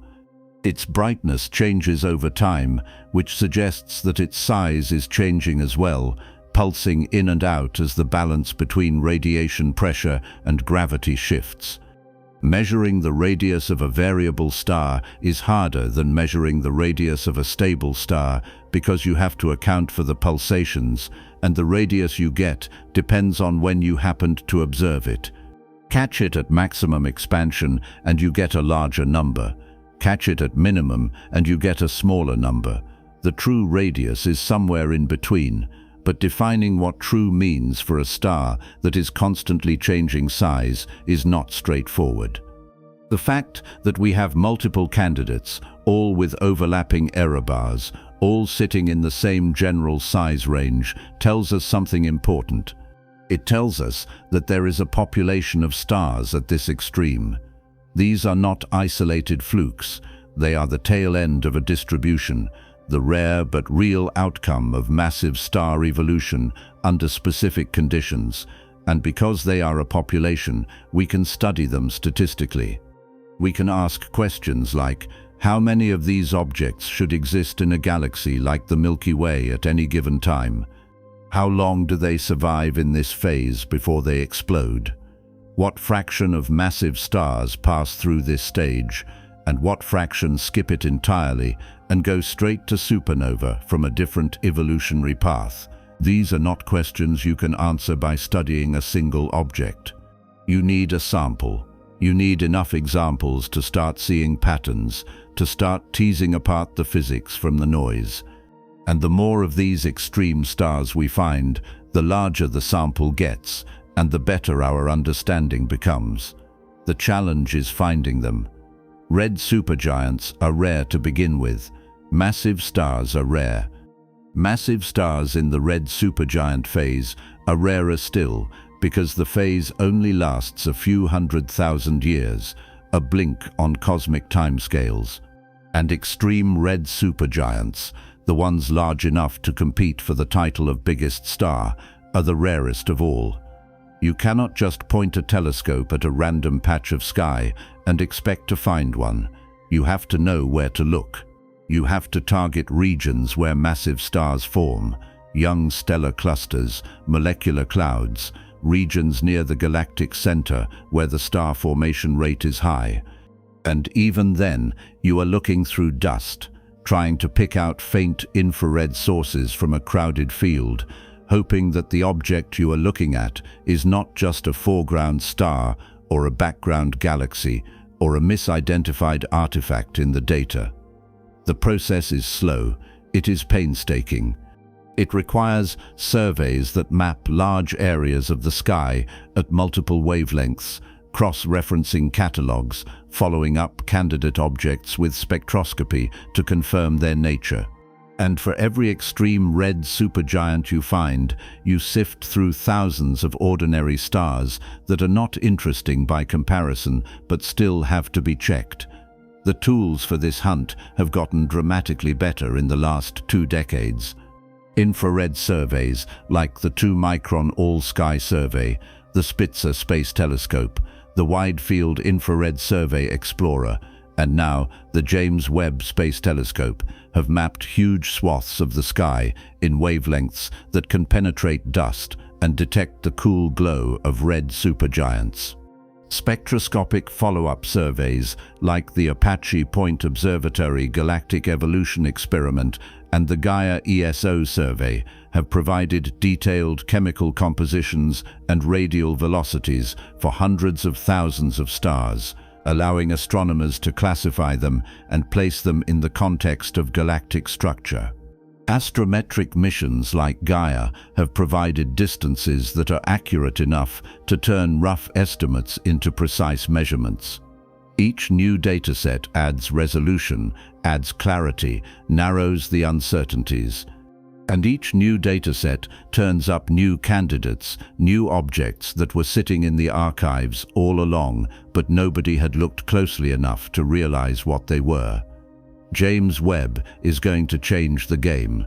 It already has, in some respects. Webb's sensitivity in the infrared is orders of magnitude better than anything that came before it. It can resolve individual stars in distant galaxies, something that was nearly impossible with Hubble. It can take spectra of faint objects in crowded fields, picking out individual red supergiants and measuring their temperatures, their compositions, their luminosities. And because Webb is a space telescope, it does not have to fight through Earth's atmosphere, which absorbs much of the infrared spectrum. It sees wavelengths that ground-based telescopes cannot access, wavelengths where the coolest, largest stars emit most of their light. Over the next decade, as Webb continues to observe and as its data gets incorporated into catalogs and models, the census of extreme stars is going to expand. We are going to find more objects like Stephenson 218. We are going to find larger objects, assuming they exist. And we are going to refine the measurements on the ones we already know, shrinking the error bars, settling some of the debates about which star is actually the largest. But Webb is not the end point. There are already plans for the next generation of space telescopes, instruments with even larger mirrors, even more sensitive detectors, even broader wavelength coverage. The Nancy Grace Roman Space Telescope, scheduled to launch in the mid-2020s, will have a field of view 100 times larger than Hubble's, allowing it to survey huge areas of the sky in a fraction of the time. The Habitable Worlds Observatory, still in the planning stages, is being designed to image Earth-like planets around nearby stars, but it will also be capable of studying distant stellar populations with unprecedented detail. Ground-based telescopes are getting larger as well. The extremely large telescope, under construction in Chile, will have a primary mirror 39 meters across, larger than any optical telescope ever built. It will be able to resolve structures on the surfaces of nearby red supergiants, something that is currently only possible for a handful of the closest objects. We are entering an era where the limits on what we can observe are set less by technology and more by the time it takes to collect and analyze the data. The tools exist. The question is where to point them and what to look for. The significance of finding and studying these extreme stars goes beyond the novelty of discovering the biggest thing. These objects are stress tests for stellar evolution models. The models are good. They work well for the vast majority of stars, the ones that sit comfortably in the middle of the distribution, the ones that do not push the boundaries. But at the extremes, where stars are so massive, or so luminous, or so extended that every assumption gets stretched to its limit, the models start to fail. Not completely, not catastrophically, but they fail in ways that are subtle and revealing. An extreme red supergiant like Stephenson 218 or WOHG 64 forces the models to account for things that are usually negligible. Rotation becomes important. Magnetic fields matter. The details of how opacity changes with temperature and composition, usually a second-order effect, become first-order. Mass loss rates, which are often treated as a simple parameterization, have to be calculated more carefully because the star is shedding a significant fraction of its mass over the timescales we care about. Every new observation, every refined measurement, every weird behavior that does not quite fit the predictions is a clue. It is the universe telling us that our models are incomplete, not wrong, but incomplete. And the process of figuring out what is missing, of adding the new physics, of refining the equations, is how the models get better. This is how science works at the edges. You do not start by building a complete theory that explains everything. You start with a rough framework that explains most things, and you refine it incrementally, adding detail, adding nuance, correcting mistakes, incorporating new data. The models of stellar evolution that we use today are the product of decades of this process. They started simple, assuming spherical symmetry, no rotation, no magnetic fields, no mass loss, just a ball of gas held up by pressure, fusing hydrogen in the core. Over time, as observations got better and as computing power increased, the models got more sophisticated. Rotation was added. Convection was treated more accurately. Mass loss was parameterized and then modeled from first principles. Magnetic fields were included for stars where they mattered. Each addition made the models more realistic, more capable of reproducing what we actually see. But there is always more to add. There are always effects we do not fully understand, processes we approximate rather than calculate, parameters we have to tune by hand because the underlying physics is too complicated to solve exactly. Extreme stars are where those gaps show up most clearly. They are the objects that expose the limits of what the current models can do. And by studying them, by measuring them as carefully as we can, we push those limits outward. There is also a broader point here about the nature of cosmic extremes. The universe is not evenly distributed. It is not a smooth, homogeneous soup of average objects, all doing average things. It is clumpy, hierarchical, full of outliers. Most stars are small, dim, unremarkable. But a tiny fraction are enormous, luminous, unstable. Most galaxies are faint dwarfs, but a tiny fraction are massive ellipticals or luminous quasars. Most planets are rocky or icy worlds orbiting quietly in the habitable zone or far from their stars. But a few are hot Jupiters, tidally locked gas giants skimming the surface of their suns, or rogue planets drifting through interstellar space with no star at all. The extremes are rare, but they are real, and they matter. They matter because they test the boundaries of what is possible. They matter because they force us to expand our understanding of how the universe works. And they matter because, more often than not, they are the most interesting objects to study. The average star is boring. The average galaxy is boring. Boring is not a judgment, it is a statement of fact. The average object behaves predictably, fits the models, teaches you very little that you did not already know. The extremes, the outliers, the things that should not exist, those are the ones that make you rethink your assumptions. Those are the ones that lead to new discoveries. The human element of this hunt is worth acknowledging. Astronomy is often portrayed as a purely objective enterprise, a process of pointing telescopes at the sky, collecting data, running the numbers, and letting the universe speak for itself. That is part of it. But there is also a deeply human component. The choice of what to observe is driven by curiosity, by a desire to find the most extreme examples of whatever category you are interested in. The largest star, the brightest quasar, the most distant galaxy, the oldest globular cluster. These are not arbitrary targets. They are chosen because they represent the edges, the places where our knowledge is weakest and where the potential for discovery is highest.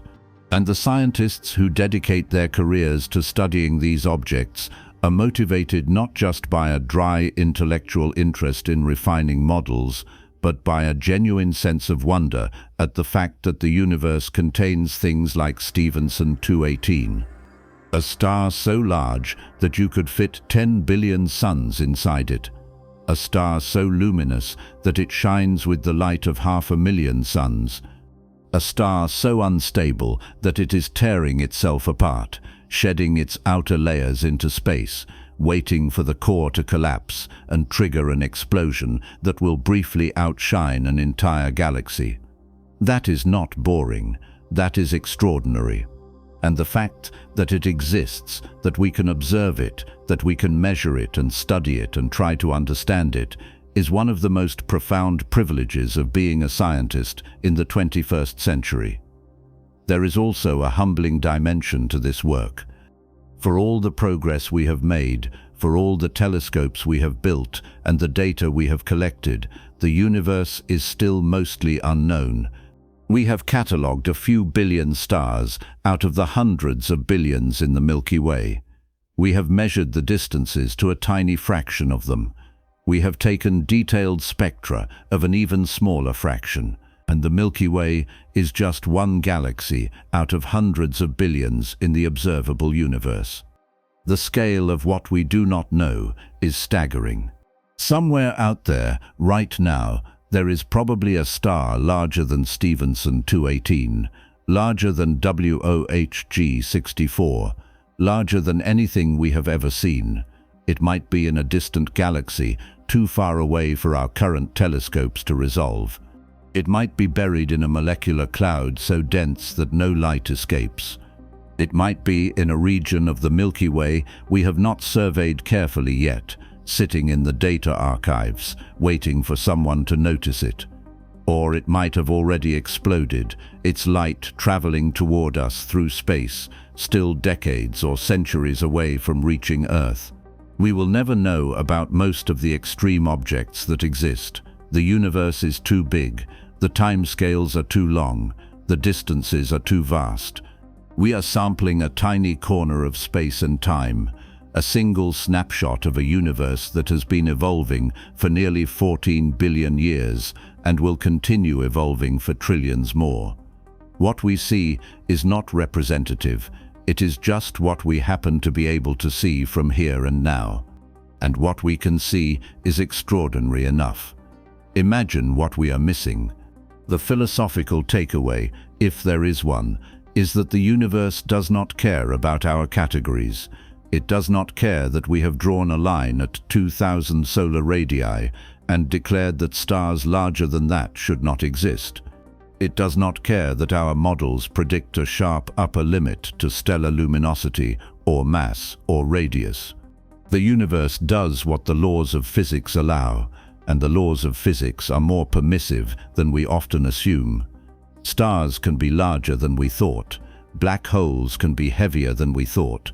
Galaxies can form earlier than we thought. Every time we push the boundaries of observation, we find something that challenges the models. Not because the models are fundamentally broken, but because they were built on incomplete data, on a limited sample, on assumptions that seemed reasonable at the time, but turned out to be too narrow. The process of refining those models, of expanding them to account for the extremes, is not a failure, it is progress. It is how science works. You build the best model you can with the data you have, and then you go out and collect more data, and you revise the model, and you repeat forever, or at least until you run out of universe to observe. Stephenson 218 is a signpost. It is pointing toward the edges of what massive stars can do, the limits of how large a star can grow before it tears itself apart or collapses into something unrecognizable. It is not the final answer. It is not the end of the story. It is a data point, one of the most extreme we have found so far, but probably not the most extreme that exists. And the fact that we found it, the fact that we can study it, the fact that we can measure its radius and luminosity and mass loss rate and chemical composition from 19,000 light-years away is a testament to how far astronomy has come in the last century. 100 years ago, we did not know that other galaxies existed. We did not know that the universe was expanding. We did not know how stars worked or what made them shine. Now we can point a telescope at a single star in a distant cluster, buried in dust, glowing faintly in the infrared, and we can tell you how much it weighs, how hot it is, how fast it is shedding mass, and how long it has left before it explodes. That is extraordinary. That is progress. And the fact that there is still so much we do not know, so much we have not measured, so many extreme objects we have not found yet, is not a discouragement. It is an invitation. The universe is full of mysteries. The hunt is just beginning. So here we are, standing on a planet made of dead stars, looking up at a sky full of dying ones, trying to understand a single object sitting 19,000 light-years away that refuses to make sense. A star so large that the inner solar system could fit inside it with room to spare. A star so bright that it radiates the light of 500,000 suns. A star so unstable that it should have torn itself apart millions of years ago, and yet somehow it is still there, glowing, pulsing, bleeding into space, held together by the thinnest margin between collapse and explosion. We call it the largest star ever discovered, but that title is provisional, fragile, built on measurements that carry error bars wide enough to drive a planet through. Tomorrow, someone might find something larger, or they might revise the distance to Stephenson 218 and realize we were off by 30%, and the whole thing shrinks back into the merely extraordinary rather than the impossible. But here is what does not change. Somewhere in the core of that star, right now, fusion is happening. Elements are being forged. The clock is ticking down. And when the core finally exhausts its fuel, when the pressure drops and gravity wins, the collapse will happen so fast that the star will not have time to object. The implosion will trigger a rebound. The rebound will send a shock wave tearing through 930 million miles of gas, accelerating it to thousands of kilometers per second, heating it to billions of degrees, and in that violence, in those final seconds, the star will create elements that cannot be made any other way. Gold, platinum, uranium, atoms that will drift through space for millions of years, mix with hydrogen and helium, get swept into new molecular clouds, collapse into new stars, form new planets. Atoms that might, if the conditions align, end up in something alive. Something capable of looking up at the stars and asking where it came from. That is the legacy, not the size, not the spectacle, the atoms, the transformation. The fact that a star this extreme, this impossible, this barely held together, is not an endpoint but a beginning.